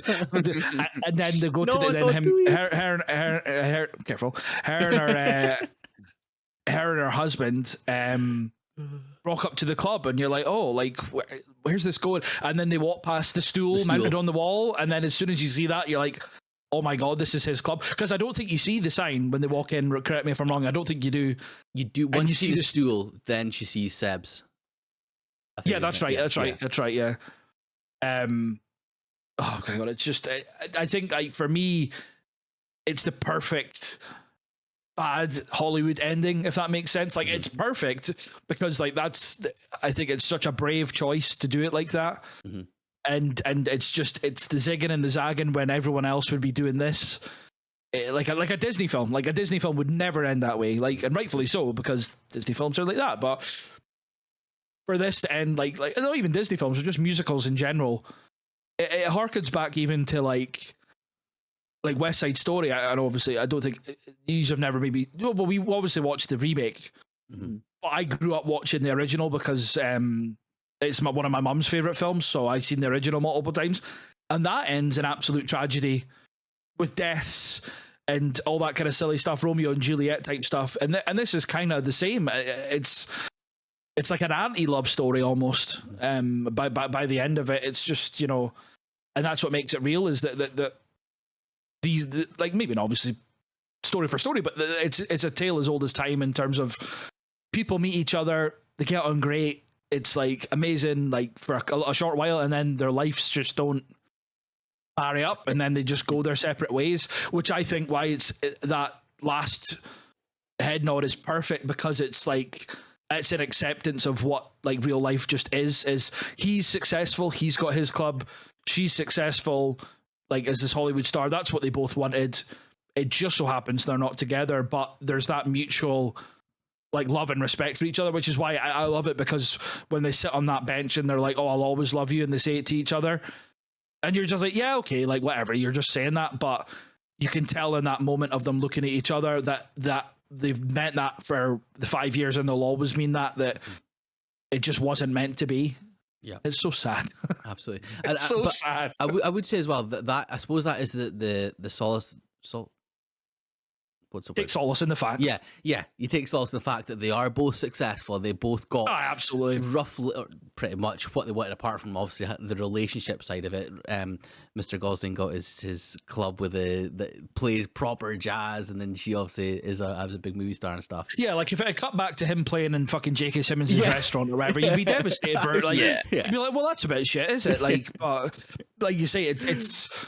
You do take solace in the fact, and you do take happiness in the fact that they're together, because that's why they're happy for each other at the end, is like, like shit happens. Like we're not together, but you know, it's our passion, which was her movies and his music, is where they've ended up. Some would say the real love story is between them and their careers. Oh, shut up. But yeah, I'll you're keep right. That in, You're I'll right. keep that in. Oh, you should. Yeah, that's true. There was. I know we'll talk about Damien Chazelle's direction and stuff like that as well. But one of the things that I noticed, and I'm guessing you would have seen it and stuff as well. The Charlie Parker bird theory talks about it again. I thought it was a cool little nod to Whiplash. You know, Yes. how Charlie Parker became the bird symbol getting chucked off the head. I thought it was a nice little nod. But yeah, so Damien Chazelle, his direction, obviously his writing, we've kind of touched on a little bit as well. You know, you spoke there, I think Todd, you said about how there's the fast cut, and we spoke about how they did it and La La Land as well. It's such an interesting shot, isn't it? Like just like filming that way and not using. I suppose it is practical effects, isn't it? You're actually physically moving the camera around to each person, and it must take some sort of skill to sort of do that. I can't imagine holding a massive heavy ass camera and having to turn around that quickly and still capture the correct shot and stuff as well. But in terms of his direction, what were your guys' thoughts on things that were done that were interesting or even not, if there is any? Sorry, I know it's. I was looking at choreography, and obviously Chazelle works on the choreography, and I just want to touch on it before we move on to the direction. Is how effortless it looks. You know, the one we were talking about the what a waste of a lovely night. Like, if there's ever two people who've looked cool doing tap, I think it's tap. I don't know what type of dancing it is, but like Yes, you do. It's tap. It is tough. I just want to make sure because there's other bits in it. But yeah, they were like, it was just so easy. Like it looks as if they've been doing it for, and they might be classically trained. I don't know, but like they look like they've been doing it for hundreds of years, and it's so watchable. And I know I use that word over and over again, but I think that's Chazelle's style, is that he draws you in. But yeah, for me, this wasn't as much. You know, like with the intensity of Whiplash and like close shots constantly, I think the close shots are used a bit more sparingly because it's not as like intense. It doesn't need that. He wants you to take it all in. And you know, you said like it's not typical Hollywood. It's a love letter to Hollywood. It's, you know, we're thinking about Hollywood the whole time.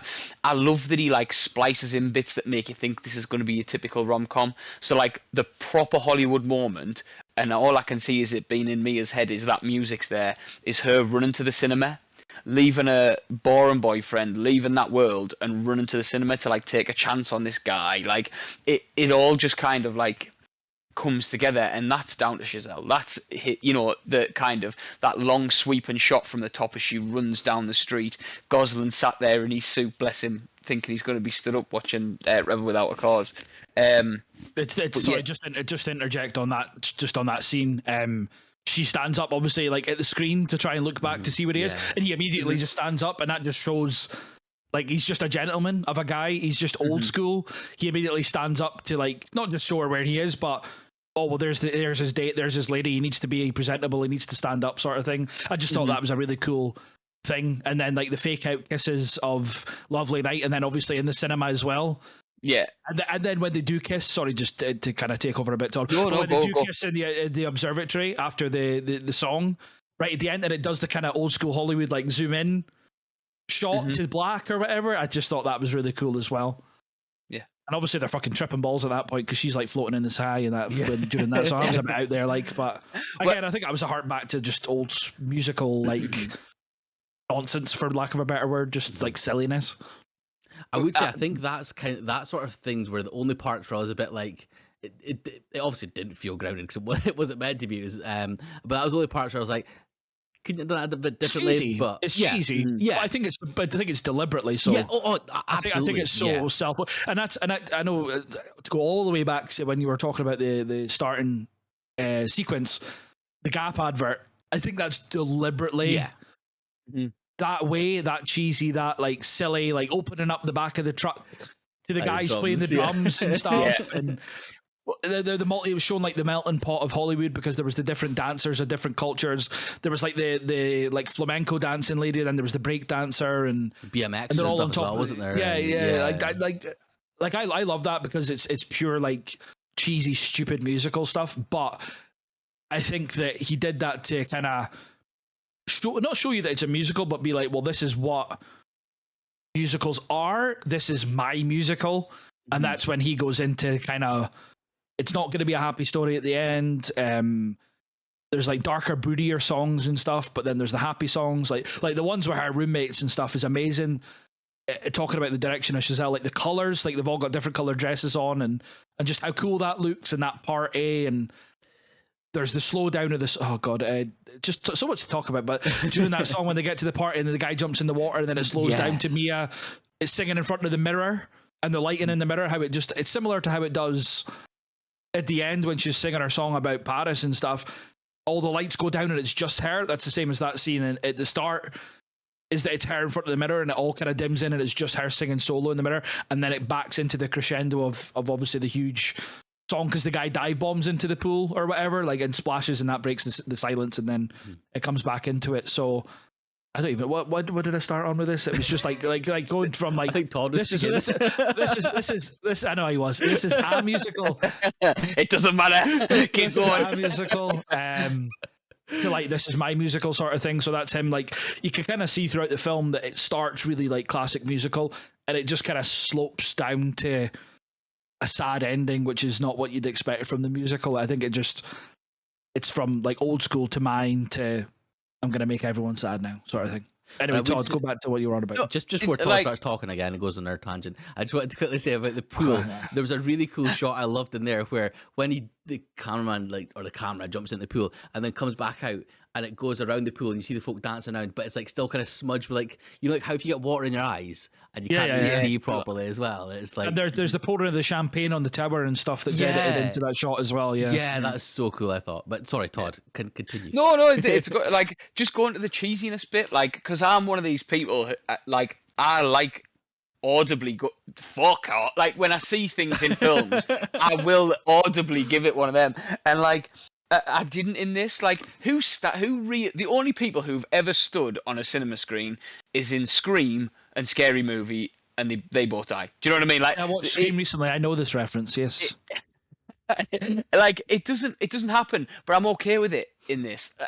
And going back to what you said, Massey, about the tripping balls flying through, again, it's cheesy, it's fine. The only bit that was ruined for me, and then I will shut up, is the bit where it's like silhouette-y.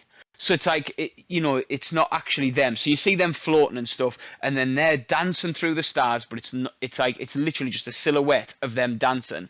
And all I could think of the whole time, like, I started giggling every time I watch it, is in Anchorman, where she got look, the most glorious rainbow, do me on it. Like, that's all I could think of in that entire thing. Was like, I freaking love you too. And yeah. That's all I thought was going to start. Like, cheers, Todd. literally, Ruined Ron Burgundy's going to slide down on a unicorn in the background. That's all I could see in that moment. Whip out his fucking Yaz flute and just jam away. And oh my god, that's the film ruined, Todd. Thanks. Yeah, not a problem. Anytime. But yeah, like, I can't think of anything else that we haven't touched on for me where the direction, because I do think, unlike Whiplash, and I think he's carried this over into Babylon, they're more.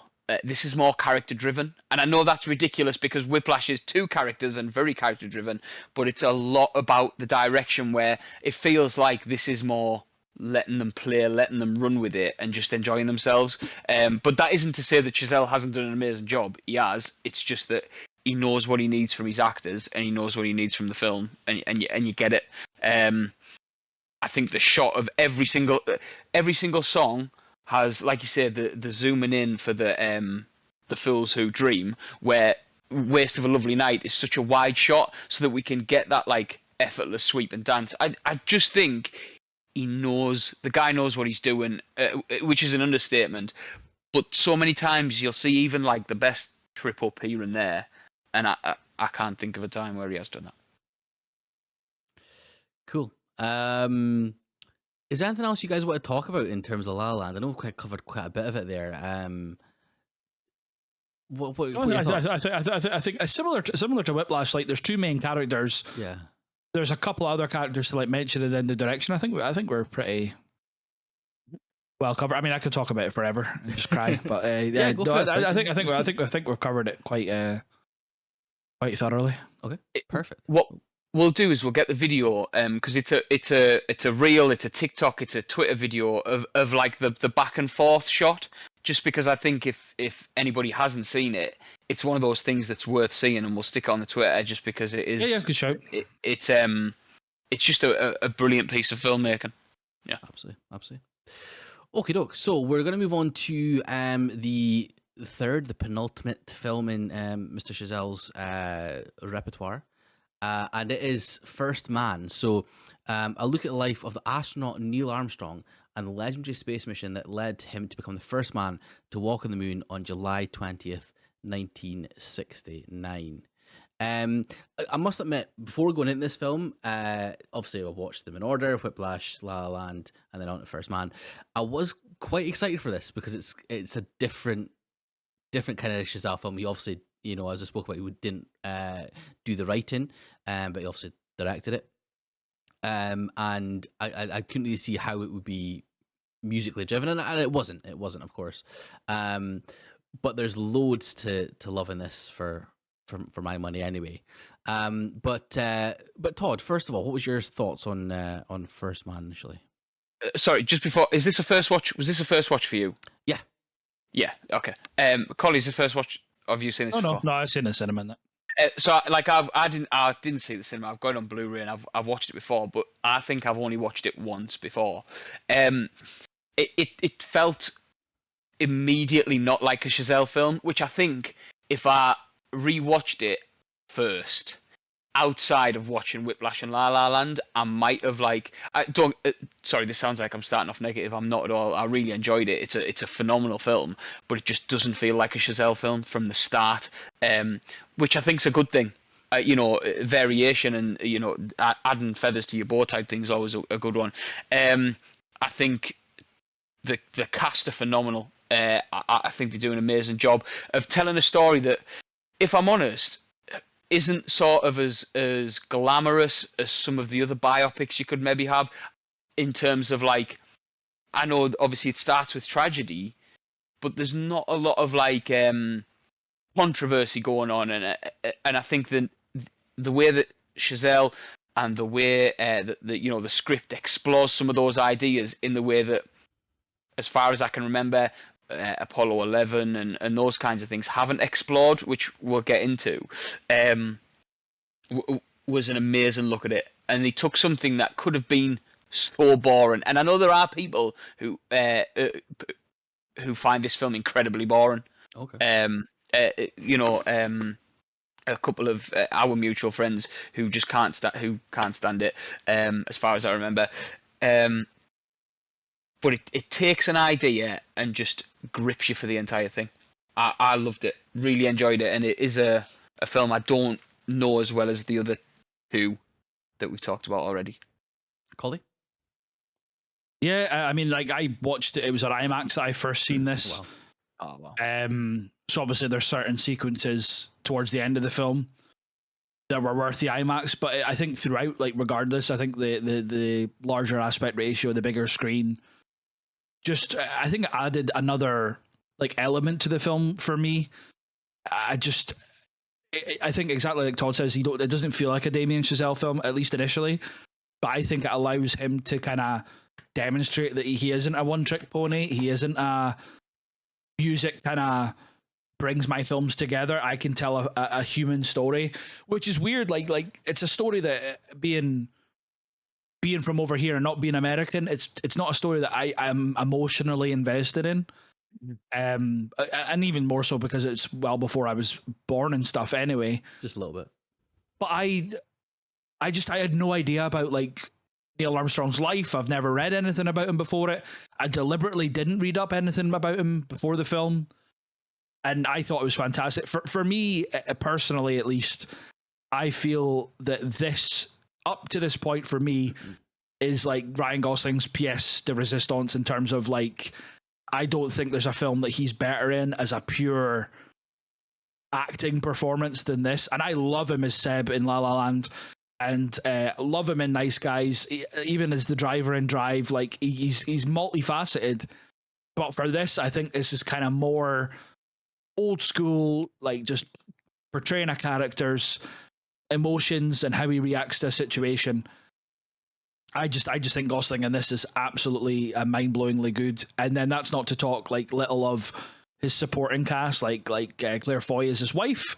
She's incredible, but all the guys in the space race project, I can't remember what you would call it, like in NASA essentially. Yeah. Like all of those guys, like a lot of them are huge actors, like Isaac Clarke and that, incredible as well.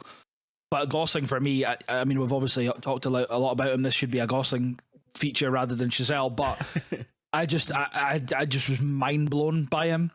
And it's from his interaction early on and dealing with the devastation of losing his daughter to the scene at the end, and this speaks massive amounts to Claire Foy. It is Claire Foy, right? Yeah. The scene when he's back from space and he's in isolation on the other side of the glass.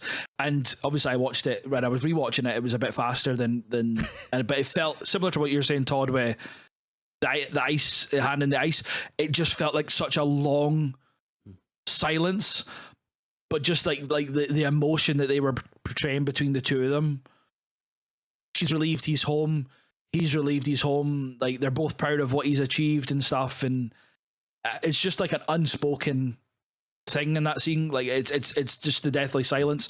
And we'll talk about it because I know, Todd, that you're wanting to talk about like the kind of not just the music in the film and the score, but the sound effects in terms of the silence that's utilized and stuff. So I won't talk too much on it now, but just the way that it's utilized in that scene specifically is incredible. I love this film. I can understand exactly like Todd says why people find it boring, but in terms of like, even if it wasn't based on a true guy and it was just like, oh, this is the first guy on the moon, but it's not Neil Armstrong, I think the story building that they do and the character building for it, it is awesome. I love this film, and I was so glad that I got to rewatch it because I've not watched it for maybe, I don't know, 18 months or so. And then obviously we got this chance to rewatch it for this, and I loved it. I've rewatched it multiple times in prep for this. Yeah, I mean, you're absolutely right, Ryan Gosling as well. I think when it comes to playing a real person, it can easily devolve into focusing too much on, relaying that real person on screen. Which, well, it's like an impersonation. Yeah, that's the word I'm looking for. I thought I don't even know how Neil Armstrong, what his accent and stuff was, but I did notice that he kind of, Gosling tweaked his enough that it was like different from his, just him speaking. And I thought that was a really good way to do it, in that you're not thinking too much either that's Gosling or that's Neil Armstrong. I felt I was never drawn at either side. I always felt it was like Neil Armstrong, the character on screen, as opposed to the real life guy or Gosling. I've been on a massive kick for high concept sci-fi recently, and I kind of thought it would be a bit like that, but it was definitely more. As we spoke about Damien Chazelle being character driven, Claire Foy and Ryan Gosling especially, so I was pleasantly surprised with that,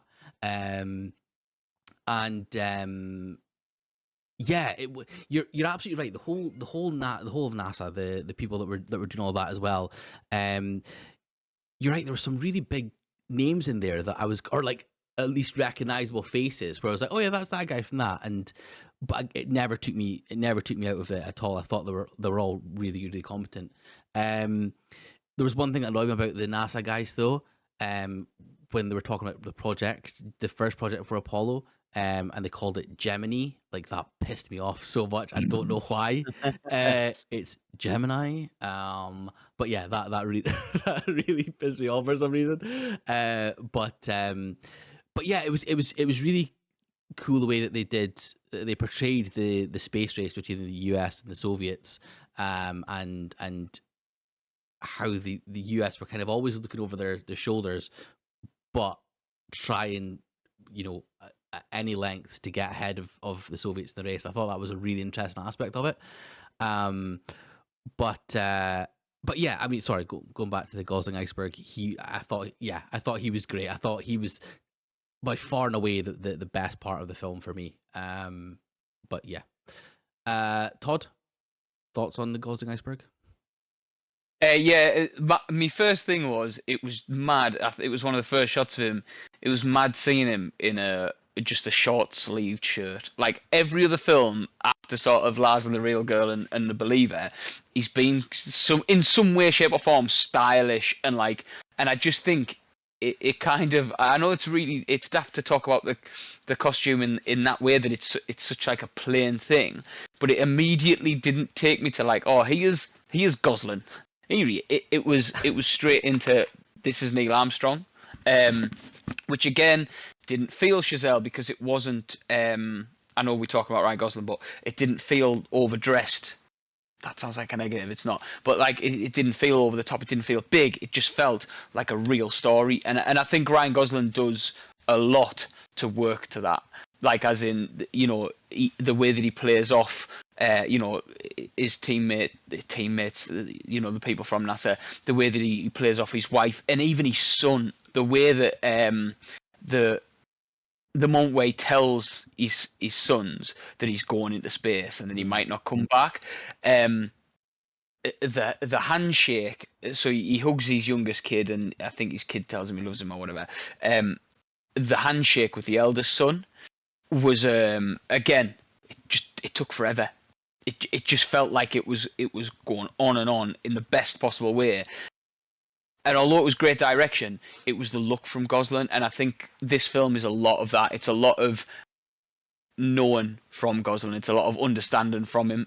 Again, just these, because it didn't feel like there was a lot of dialogue in terms of what Ryan Gosling had to do. Do you know what I mean? Obviously not Drive levels of quiet, but like it didn't feel like there was a lot.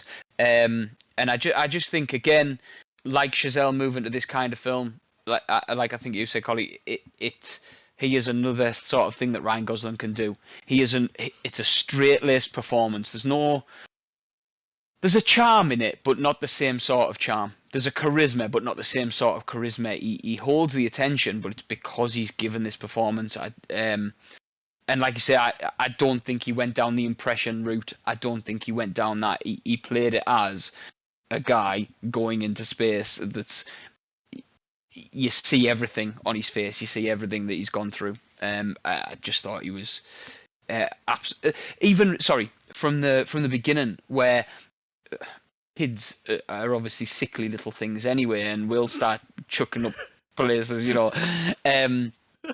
like their auntie, they get their hands in something minging. You don't as soon as like you see this kid being sick, you don't immediately think, oh, she's severely ill. But you do, because Ryan Gosling's face tells you. Does that?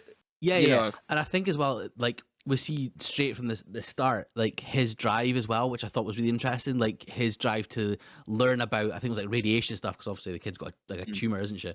And he's wanting to obviously, learn all about that to see if there's ways that he can help her. You would expect a level of that for anyone, if their kid was like terminally ill or whatever. Do whatever you can to potentially help them or whatever. But the drive to even literally like writing, he had books about radiation and all that sort of things. Like, I think that set up his whole story in terms of his drive to be the person that was the one, on the moon and stuff as well. And keep himself busy essentially as well, was his whole sort of thing, wasn't it? But yeah, absolutely. I think it was a really interesting, different performance from both Chazelle and Gosling as well.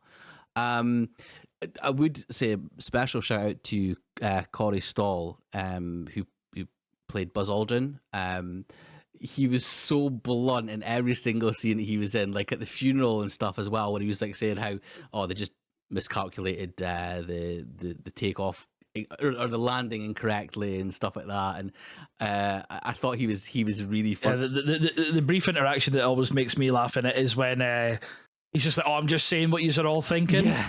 And then Gosling's in the background as Neil. He's just like, "Well, don't say it then," or something like that. It's just they're both so like deadpan. He's just like, "Oh, I'm just tolerating this fucking idiot." Like, yeah, I thought he was fantastic. And he's one of these people that like I've seen a couple of things. Obviously, he was recently in like Ant-Man Quantumania as MODOK, and he was the bad guy in the first Ant-Man, whatever his name is, leather jacket guy, and like that he's sort of like hamming it up, but this one he's like so like he's so serious and so like blunt. I just thought he was so funny every time he was on the screen. But yeah, so right, we've gone down that Gosling route quite a bit again. Of course, it's important because he is the main character and things. But obviously, with this having been a film that Chazelle didn't write, what about his direction did you guys feel was different then, or was there anything different you thought? It's a different type of movie. I mean, Collie, you've seen it in IMAX. Did you notice anything specific that was when you saw it on the big screen?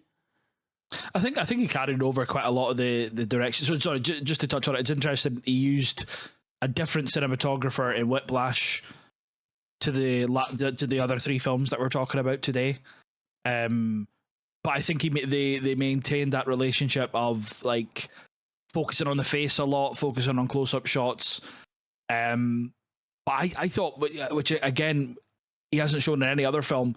I thought the opening scene when he's in the atmosphere and stuff was amazingly shot.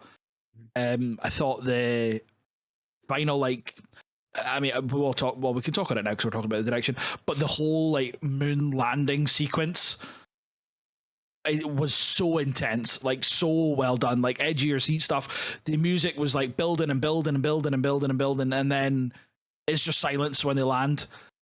And there's no because I thought like as soon as they land, he's gonna get out and he's gonna say the line. That's what I expected. Yeah. But the build up to him saying, first step for man, giant leap, mankind. That one, like the build up to that was amazing. I thought like just nothing like La La Land, nothing like Whiplash. It was filmed like. It was directed like Nolan had directed it or something like that. I feel there's such parallels between the black hole sequence in Interstellar to the moon landing sequence in this, and not in terms of like it's a ripoff, but I think it's just that well directed. I think such a departure from what they're used to, but I think they aced it. I thought it was absolutely fantastic. Mm-hmm. Definitely. I mean, the moon landing for me was a massive standout in terms of set pieces. This is where, for me, like what really stood out was Chazelle's use of sound and when not to use sound as well. Like when obviously it was intense and there were like the whole thing was like the whole ship was like rattling and stuff. You could hear the nuts and bolts like creaking, the sort of like jets firing and stuff like that as well. But then when they landed on the moon and literally there's probably the best part of like 5-6 minutes where there's nothing, and obviously there's no pressure in space, unlike James Cameron and Alien would have you believe, so you can't hear anything. But it was I thought it was such an interesting choice from a sound perspective not to have any.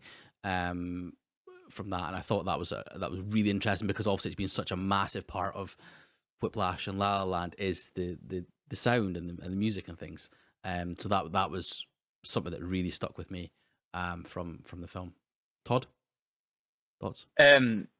Yeah. So again, it was something that I googled after because I didn't get motion sick, but I felt like there was just this constant movement, and it turns out that it was a choice that like the camera doesn't stop moving so that it feels like not giving it this, but there's some level of like almost handheld about it so that it gives it that like documentary, it gives it that real life. But and they weren't like necessarily Dutch angles, but there was a lot of awkward angles where, like with La La Land and Whiplash, it's a lot of straight. Even with the close-ups, it's a lot of straight on. Where this felt like there's a lot of like upshots, and it didn't feel as clean, which again made it feel real. And I think that again, it's him going, look what I can do. I'm with you on that. The first time he goes into when he leaves the atmosphere was just mind blowing, and I think coupled with Gosling's acting, it was that first sort of moment of happiness that he had, that we see anyway.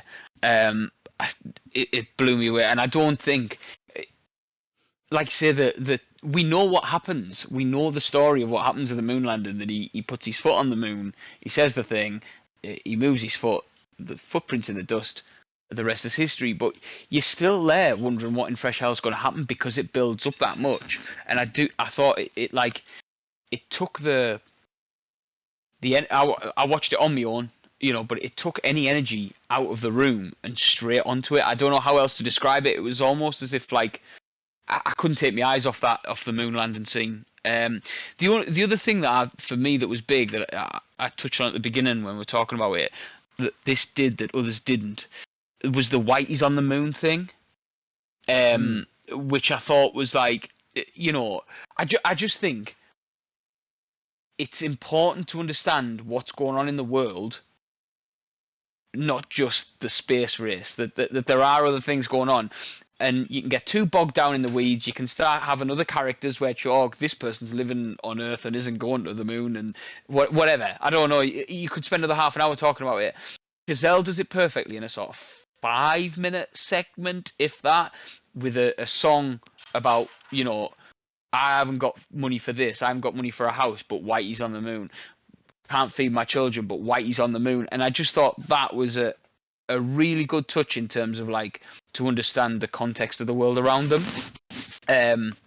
Like I say, that I don't think. Again, I could be wrong, but I can't think of another time where. And then just the real footage was really cool. I thought it was, some of the space race stuff and the discussion there, and I'm sure that they do it in Babylon as well at some point. But the real footage made it. The only thing I didn't find out, and you might be able to tell me, I couldn't tell whether that was Armstrong's real voice. Well, I've heard that sound clip so many times, like just over the years or whatever. I couldn't tell if that was him or Gosling, but either way it worked. Like it, and I think because it was ambiguous enough, they changed the tone of it so it fit with the film. It was really well done. I just assumed it was the real Armstrong, the real. Well, the real Armstrong, please stand up. I genuinely thought it was the real Neil Armstrong, like the actual clip, but could be wrong. Because it had a little hiss as well, didn't it? He said it. Gosling said it because I think he spoke about it on. I want to say Graham Norton because he said that it was like that's probably the most pressure he's ever felt in a film was nailing like you say, Todd. Folk have heard that for 40, 50 years or whatever. Like they know the cadence of it, all that kind of stuff. So he needed to say it perfectly.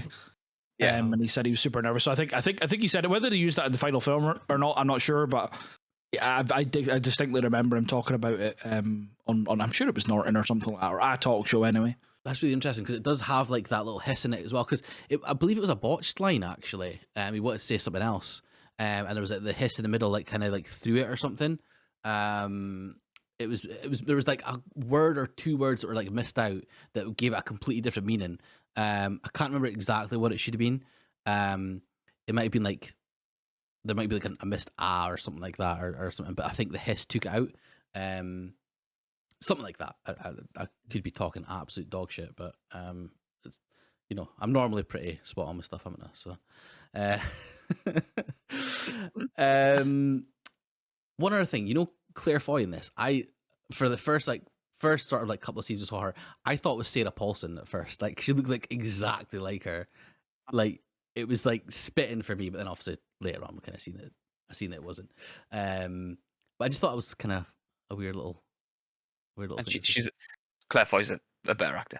I don't know. I thought she did a class job in this. Just quickly, I know we've talked about, but I haven't seen it in a great amount of seeing her other things. But yeah, I thought she was the perfect sort of leveler for Ryan Gosling. You know, again, not going too over the top, but you could feel the pain. You could feel the pain that she's lost a daughter and she's chanced to lose her husband as well. Like, you know, nobody expected it to go well. I Like thought she was that scene where she's making him say bye to the boys and stuff. Like I was like, holy shit! Like that's she took over that scene. I thought she was fantastic at that point. But you're absolutely right. I think it was like a kind of a more sort of like, pun intended, down to earth sort of performance from her. She was kind of the grounding of the thing, I would say, or at least Neil Armstrong's character. Okay. Anything else you want to discuss about First Man, or do you think we've kind of covered all of it there? Oh, for me, I've covered everything. Yeah. Yeah, perfect. Yeah, happy with that. I would say, like, in terms of I didn't rank the films as such, but obviously on Letterboxd you give them, like, you know, again, follow me on Letterboxd channel already. You give them like a wee star rating. I would say so far for me it's the the weakest of the three. But it's not because it's a bad film. It's because Whiplash and La La Land for me are just like so good. And it might be because Chazelle didn't write it, but I thought he did a good job directing it. But certainly it's the weakest of the three for me so far. Okay, shall we move on to Babylon then, the latest film from Damien Chazelle. So, Babylon was released in 2022, and it is a tale of outsized ambition and outrageous excess. It traces the rise and fall of multiple characters during an era of unbridled decadence and depravity in early Hollywood. Now, this was obviously directed, and this was written as well by Damien Chazelle.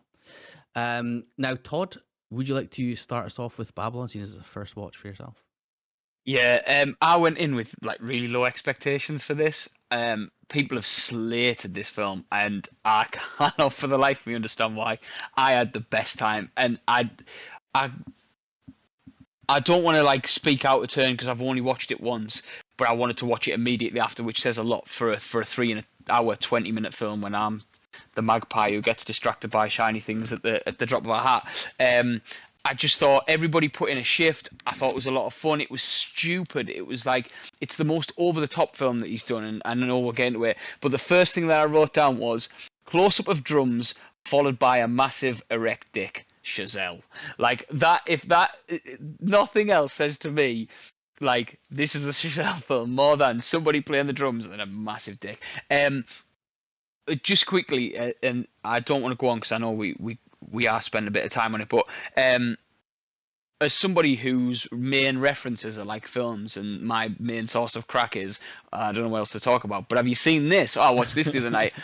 I realise now that what the best thing to do is to just make a 3-hour film about your opinions on films and what you think of films, and then you don't have to be that guy anymore, because that is what Chazelle did the whole way through this.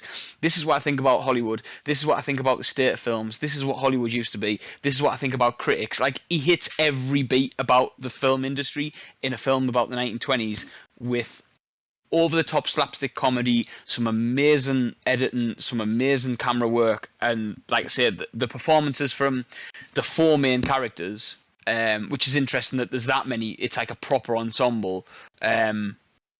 Were brilliant. I loved it. Fair.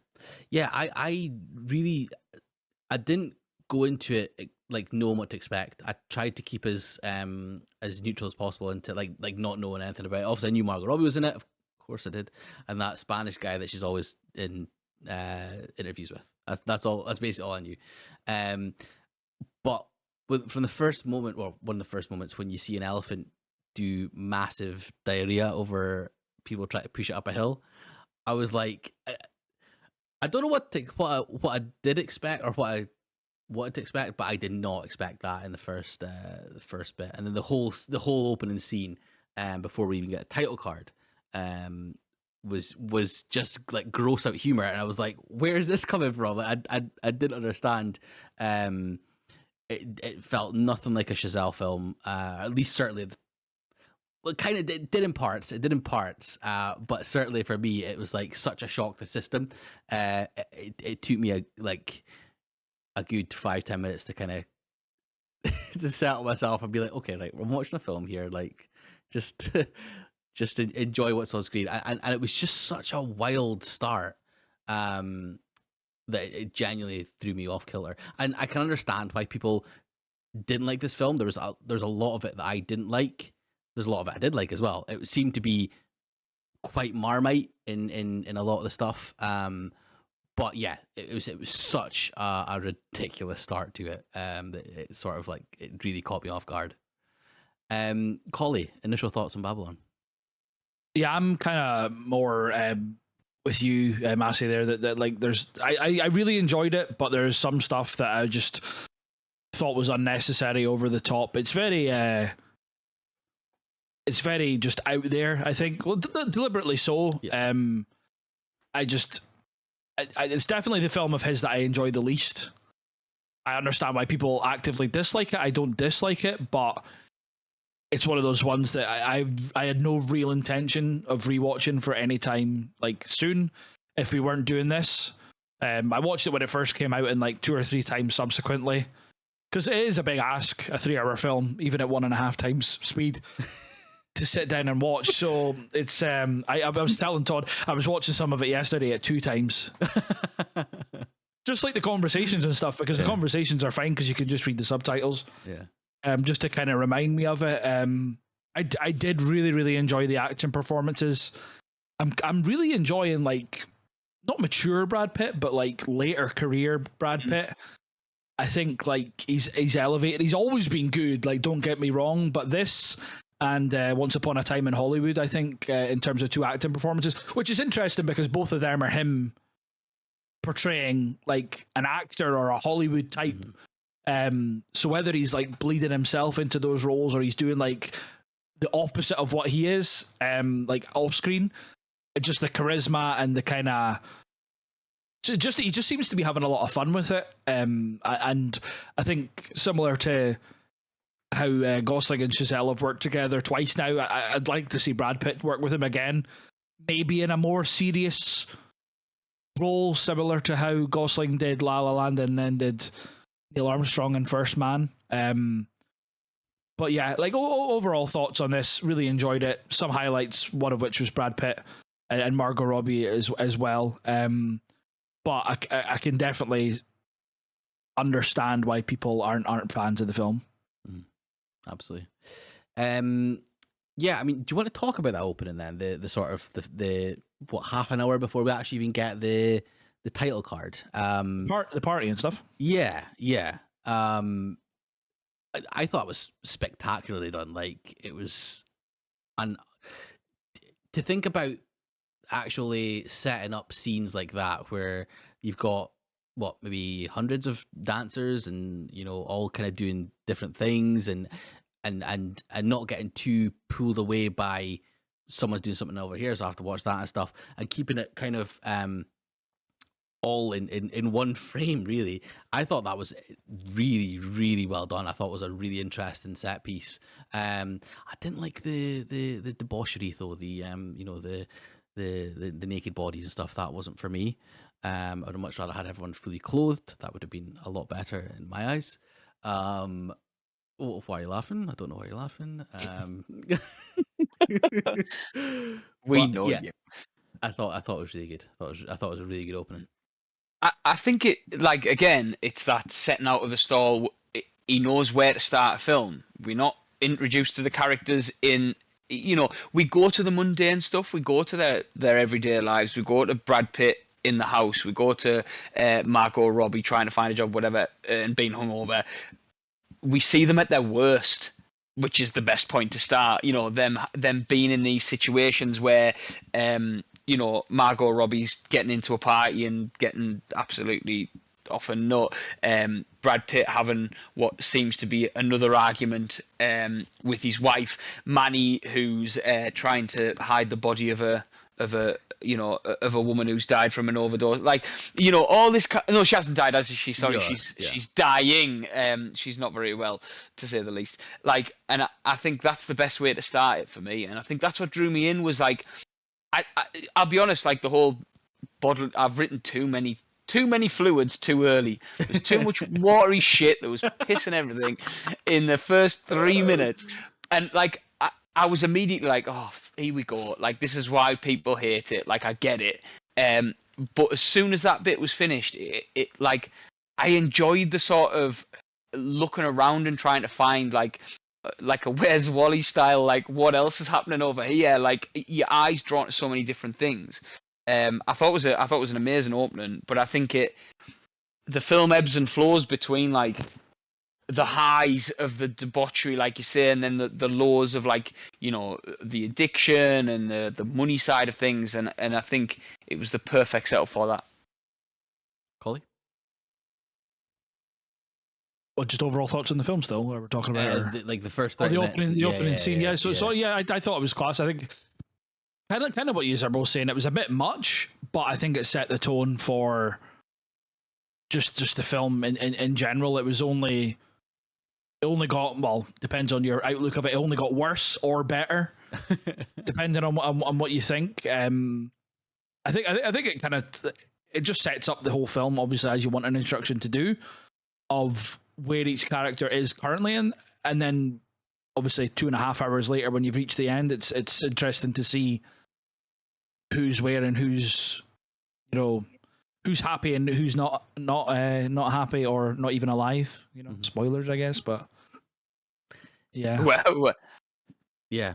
I mean, one of the things that I was just kind of looking at my notes there, like for the first 30 minutes, and it's all like, wait, a poop joke, gross, like Ace Ventura-esque, like, you know, when he comes out the rhino, like that's what that elephant pooping all over the guy, I thought. And then the person, like the lady that had overdosed, the young lady, urinating all over the large man, all on his belly and then on his face.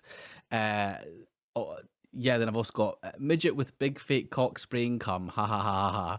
Like I couldn't. It's like a Rammstein concert or something like that. That was class. Rammstein, but jazz. And I did like the little cameos and stuff as well. Like I must admit, I didn't know Brad Pitt was in this. Obviously, he's not a cameo. But then Olivia Wilde as his first wife, who is a shout match with the car. Flea as well, like turning up as like a I enjoyed bouncer. Flea. Yeah. Anything Flea's in's class. Like I always remember him in Baby Driver just rocking up and just, oh, it's fucking Flea. But... Then the Asian lady singing about her girl's pussy. Like I thought that was like exceptionally well shot, that, and although it was like what's happening here, it was like such an incredible thing for such a slow song about touching a lady's private parts. Yeah, I thought it was incredible, and then we're not even at the title card yet, and we've still got the part where Manny takes Brad Pitt home, and he's like this. Totally, I was creasing for ages with this, but when Manny carries him out the car and he's like dead, and then he gets up and he starts laughing, he just like runs up the stairs. Like I was an absolutely nuts with Brad Pitt's his kind of cheeky little giggling. I just thought that was fantastic. But for that to be like, that's such a bold choice for you not to have even gave us the title. I know we know what title of the film is, but like normally your title cards right at the start, aren't they? Or thereabouts. But to be 30 minutes in, I've had all this like setup and not even have opened the film or started the film as such. I think was such a bold choice, and it was, it was genuinely really well done. Todd, do you want to keep us going?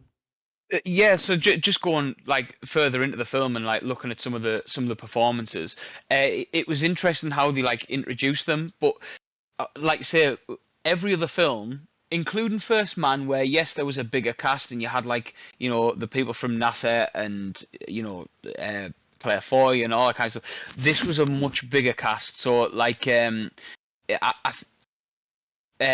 Sydney like introducing Sydney Palmer a little bit further in, you know, having it's Lee Jun Lee who played Lady Fei Zhu, who sang the song at the beginning. She's incredible in it. Even Samara Weaving, I knew you'd start talking about her. I knew you'd start.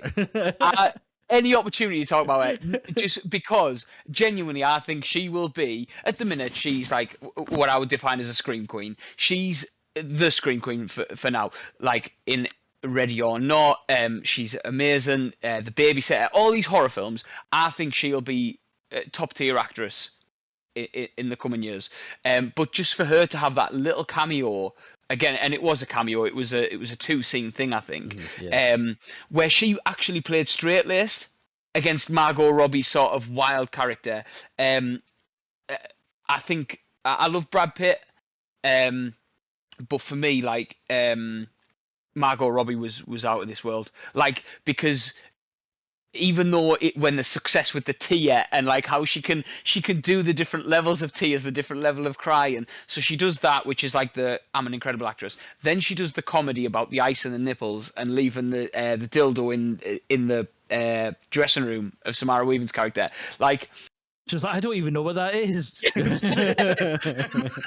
And that's where the quick sort of like turns are going. But then when she hits that like low towards the end, I think she was one of the biggest parts of it for me, like one of the biggest draws. I just, like I say, I think everybody was putting a performance in, and I can't really sort of, like I said, she was the main one.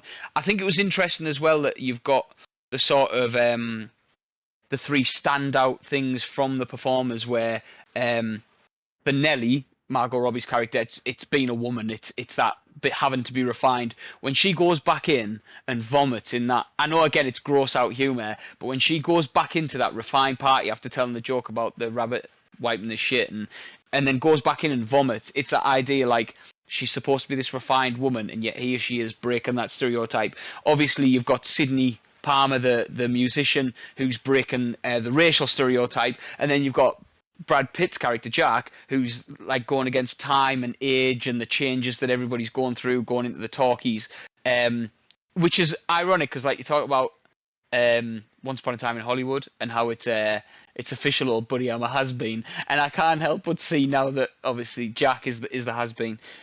In terms of performances, we'd be here for far too long. For me personally, I just think everybody put a shift in. Even down to like the silly sort of over the top comedy and the delivery of some of the lines. But yeah. Colin? Yeah, I don't know what else to say. Colin, do you want to take us? Yeah. So like moving throughout the film, I thought Margot Robbie was the standout, obviously being essentially the main character.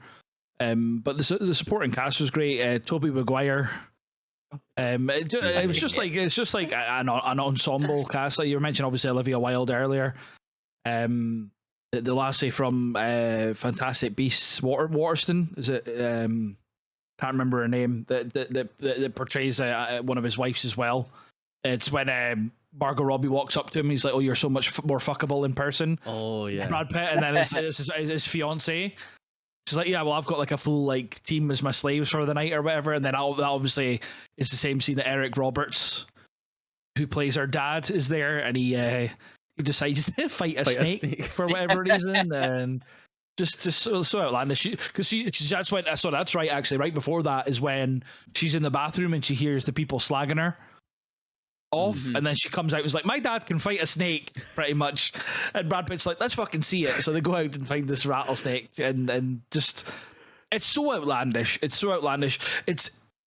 like as much of a homage to Hollywood La La Land is. It's like this is like an over the top debauchery based homage to Hollywood, and it's weird. It kind of toes the line of, at least for me, I'm questioning like, I wonder if stuff like this really did happen, or if this is just like fiction. I think it's a very interesting question to pose, because you're just like, no, I could see this probably happening in like certain circles or whatever. But I find it fascinating how he ties it in, obviously skipping all the way to the end, to Singing in the Rain, like how it's based on a true thing, but it's not based on a true thing. Whereas like Whiplash, La La Land, completely fictional. First Man, obviously, dramatization of a real thing and a real guy.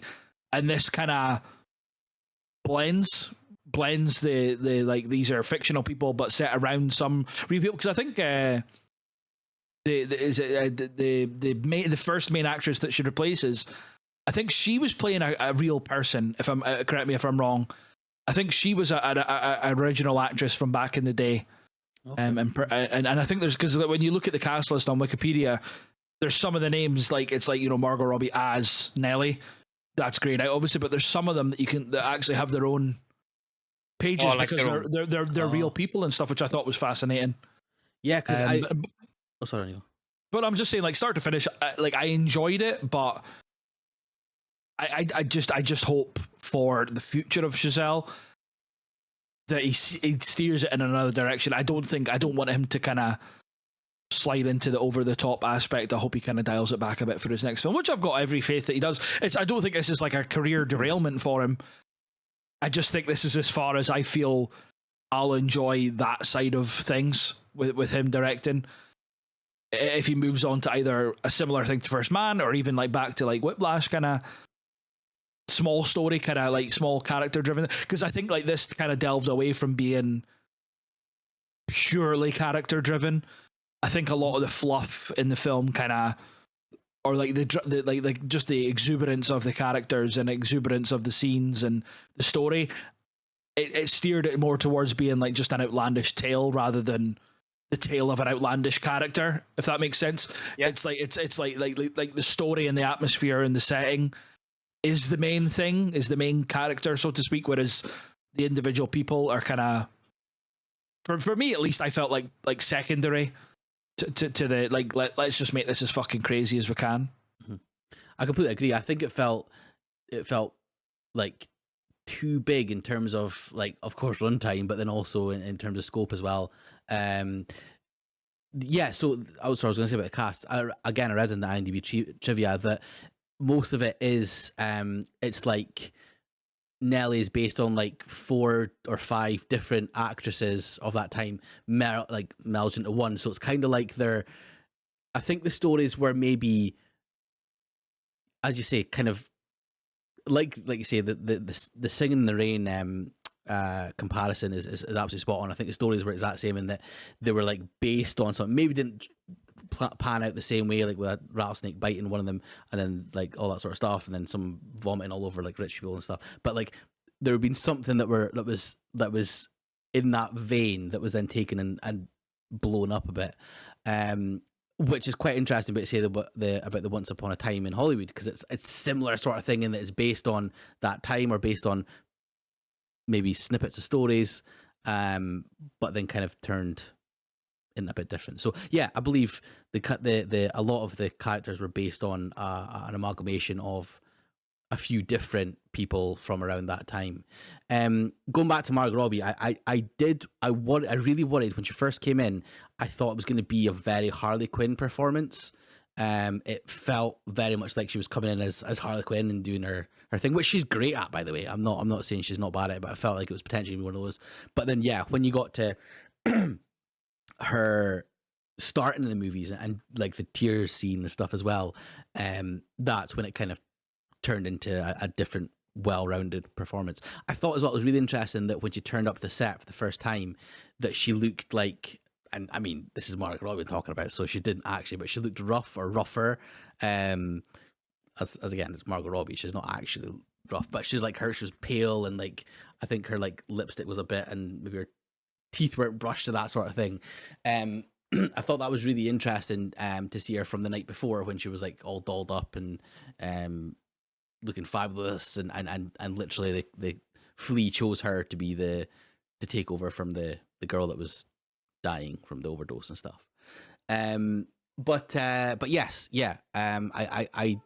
I completely agree with you, Colin. I think it took away, or for me anyway, it took away from what Damien Chazelle's movies did best, or what he does best, and that's like the more intimate stories, or the more kind of like the interesting like character studies.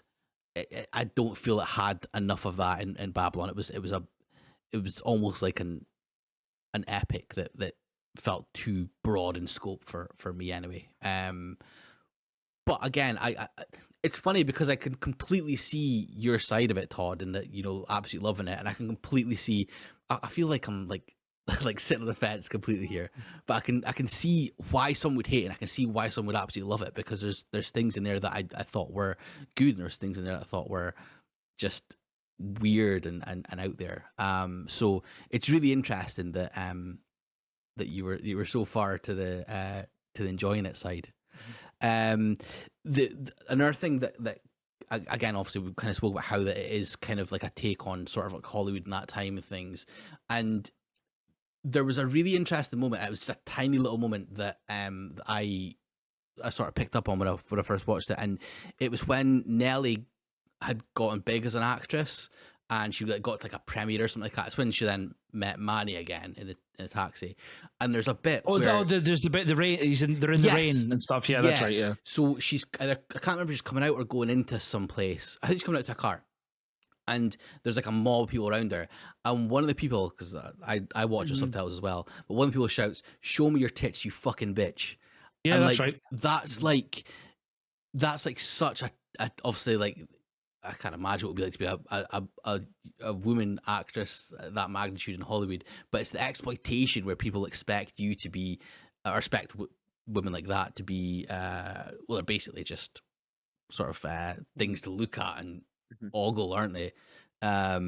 Which, yeah, just a little thing like that I thought was interesting. And just before that, somewhere around that time as well, there's there's a bit in the bathroom where Brad Pitt's talking to like another producer, and they're talking about the introduction of sound into pictures, and Brad Pitt says something like, you know, why would people would want sound in the pictures, and there's someone in the stall, and there's like this totally like over the top like poop noise where it's like a fart and like splashing, and then the other guy just says, yeah, why not? And I thought that was so funny and so well done, and that, so like I felt like that was humor that was like kind of over the top but not too far like quite a lot of the rest of it was. I thought that was like the perfect like tone of humor that I think if it stuck with that, like edging on potentially too much, then I probably would have liked it more. But yeah, I thought there was like some really interesting bits like that. And I'm sorry I've kind of taken away from yourself, Todd, but you were going to be the lead on this. So No. Just to sort of to lead us into the direction a little bit, and just, you know, because I know we'll be on forever, like you say, for every film. But for me, it was a case of there were moments, big moments that like made me gasp, or like it literally took my breath away. Things like, again, I know we've talked about spoilers a lot, but this is a more recent film, so like this, you know, Brad Pitt's death at the end was so well done. Like, again, the amount of time it took, the fact that the door shut and bounced. There wasn't like a sort of left the door open, the way that bounced. But the moment for me, you know, we're talking about Margot Robbie rocking up to the set, was walking in with her, getting introduced to every character that we're going to meet on that set. The boy from Wolf of Wall Street, like, you know, the guy who was selling the peanuts, in inverted commas. You know, you go right the way, this huge track and set of like this bustling film set, and then back to Margot Robbie, straight in the eyes and back out again. And I just thought that was Chazelle. You know, where you say like, yeah, it takes away from a lot of what Chazelle normally does. That was him, and that ode to Hollywood. And the last thing I'll say, because I know we will be wrapping up, is I don't look at Letterboxd reviews before I watch a film. I refuse to, because I don't want anything to kind of sway my view. I do look at them after though, and obviously the montage at the end, which I thought was an amazing piece. Like, you know, this is cinema. We are cinema. Everybody's cinema type thing. There is a clip from Avatar, and somebody rated this film 4 stars and said the best movie that Avatar has appeared in, or something like that. And I thought that was so well put. I didn't realise I had Letterboxd. What the hell? That's class. But yeah, just to kind of cap it off, like you say, I can understand why people didn't like it, and but for me, like this is a physical buy. I'll be going out and buying it on Blu-ray and stuff. It'll be one that is tougher to watch, obviously, with it being 3 and a bit hours, but is one that I'll rewatch as regularly as my attention span will let me. Yeah, just talking about the response and stuff, and we've talked about it a few times. Like, it was pretty panned. Certainly compared to his other three, even First Man was quite panned as well. We didn't really touch on it, but some people attribute that to the fact that he didn't show the American flag going into the moon. I don't know. There's like a section of it on the Wikipedia. Basically, a few people came out and were just like, "Yeah, I'm not going to watch this film." And then Trump came out and was like, "Yeah, this film like wants to be anti-patriotic and stuff like that." And Chazelle was just like, "No, I show it," but it wasn't something that I was like that set on, like seeing or like portraying in my film. I thought like, because that's there's another bit in that. It's the bit where he drops the bracelet into the crater. Mm-hmm. Like that's fictionalized, or it's not fictionalized, but it is like it's neither confirmed nor denied that he did that sort of thing. I can't imagine he did it because of all the strict stuff about what they were taking up. But I thought in terms of how that was as a character and stuff, I thought it was a good moment to have. But like this Back to Babylon, it was nominated for 3 Oscars and didn't win any, which is I think that's Chazelle's first like major film not to do anything at the Oscars. So what was it nominated? I'm guessing sound mixing, costume, score, and production design. Okay. Which I kind of. I mean, we reviewed the Oscars. Like, yeah. I don't think it would have been in any of the categories anyway. Maybe. Yeah. You could argue that Pitt could have taken out. What was the guy? What's his name? Bill. John Hirsch. No, what was his name? From the Fablemans. No. Well, yeah, no, him. But I would argue that like you'd put. Would you put Pitt as a supporting actor? Yeah, would Manny not be the lead? No. Well, I suppose you could. Yeah, I don't know. I would go with Manny as the lead and Margot Robbie as lead actress, like, and then Pitt supporting. Brad Pitt is supporting. Yeah. Just on screen time. It's tough, isn't it? Yeah. Yeah. Because a 3-hour movie, they're all going to get a pretty hefty chunk of it, aren't they? Mm-hmm. But hard, yeah. I don't know. Okay. Anything else you want to talk about with Babylon at all? Nope. I think I've said right. Yeah. Collie? No, I'm good. Yeah, perfect. Sorry, yeah, I do. It was when you were just saying that you were on the fence and stuff, and you were like, because you were like not putting yourself down, but you were like, I'm on the fence. But I think that's perfectly fine. Like, just because, like, I personally, for example, I love all 3 of his films up to Babylon, and I like Babylon. I just like it, but I don't think that's me saying that it's shit or it's like really, really good. It is like saying that you like something. I would say is quite on the fence-ish. So I think it's fine to just like it. It's for me, it's well below the other 3 in terms of my enjoyment of them. But even the other 3, there's like La La Land's like head and shoulders above the other 2, for example. And then I'd probably say Whiplash and First Man are kind of back and forth for me. And then there's Babylon. That's my kind of tier system of it. I don't know if we're going to do a review actually of the filmography. I mean, feel free. I think on the back of that, maybe we should. But definitely. I just wanted to make sure that like I'm more of like I am sitting on the fence, but I think I'm on the kind of like side of it, I guess. Rather than just like being completely neutral about it, you know. I'm willing to say that I do like it, but I don't love it. Yeah. So sorry, you said that. So La La Land is like well up there, then Whiplash, First Man, then. I would say I would go La La Land, Whiplash, First Man, Babylon, probably. Right. Okay. So in release order, apart from the first 2 are swapped around, really. Mm-hmm. I mean, I would go release order, to be honest. Whiplash, La La Land. Yeah, fair. But again, I mean, there's a little between Whiplash and La La Land for me, and then the First Man, and certainly I think there's a good drop between First Man and Babylon. Todd? So I would go La La Land, Whiplash, Babylon, First Man. And again, not to be like, I want to be with you is where Babylon's at the bottom. But that might change on a rewatch. It might change. Do you know what I mean? It might be a sort of like a recency bias, or because it's so shiny and loud. But I think because I had so much fun with Babylon, and in a sense, La La Land was fun, and that's what I wanted from it. Aside from the very obvious heartbreak. But I'd stick with that. Fair enough. Okay, so that's a spoke about Damien Chazelle's 4 films. I spoke obviously about our rankings of them as well. Before we finish, any final thoughts on Chazelle? Is there anything that we would love to see him do? Is there anything, I know kind of touched on it a little bit, is there anything that that is completely stand out for what he does, or anything that you have taken away from this kind of review or rewatching of Chazelle's films? For me, just that I like looking at it a little bit more sort of analytically, rather than like not completely, but writing notes and looking at the direction a little bit more. Just how good he is in terms of his camera work, and like you say, the cinematographer that he's worked with for the last few films, and building that relationship up. I'm not fussed. He's now one of those that I'll be there first day to see. Because of the strength of his previous films. Cool. Colin? Yeah, just to echo. I mean, I think there's a reason why we chose him first.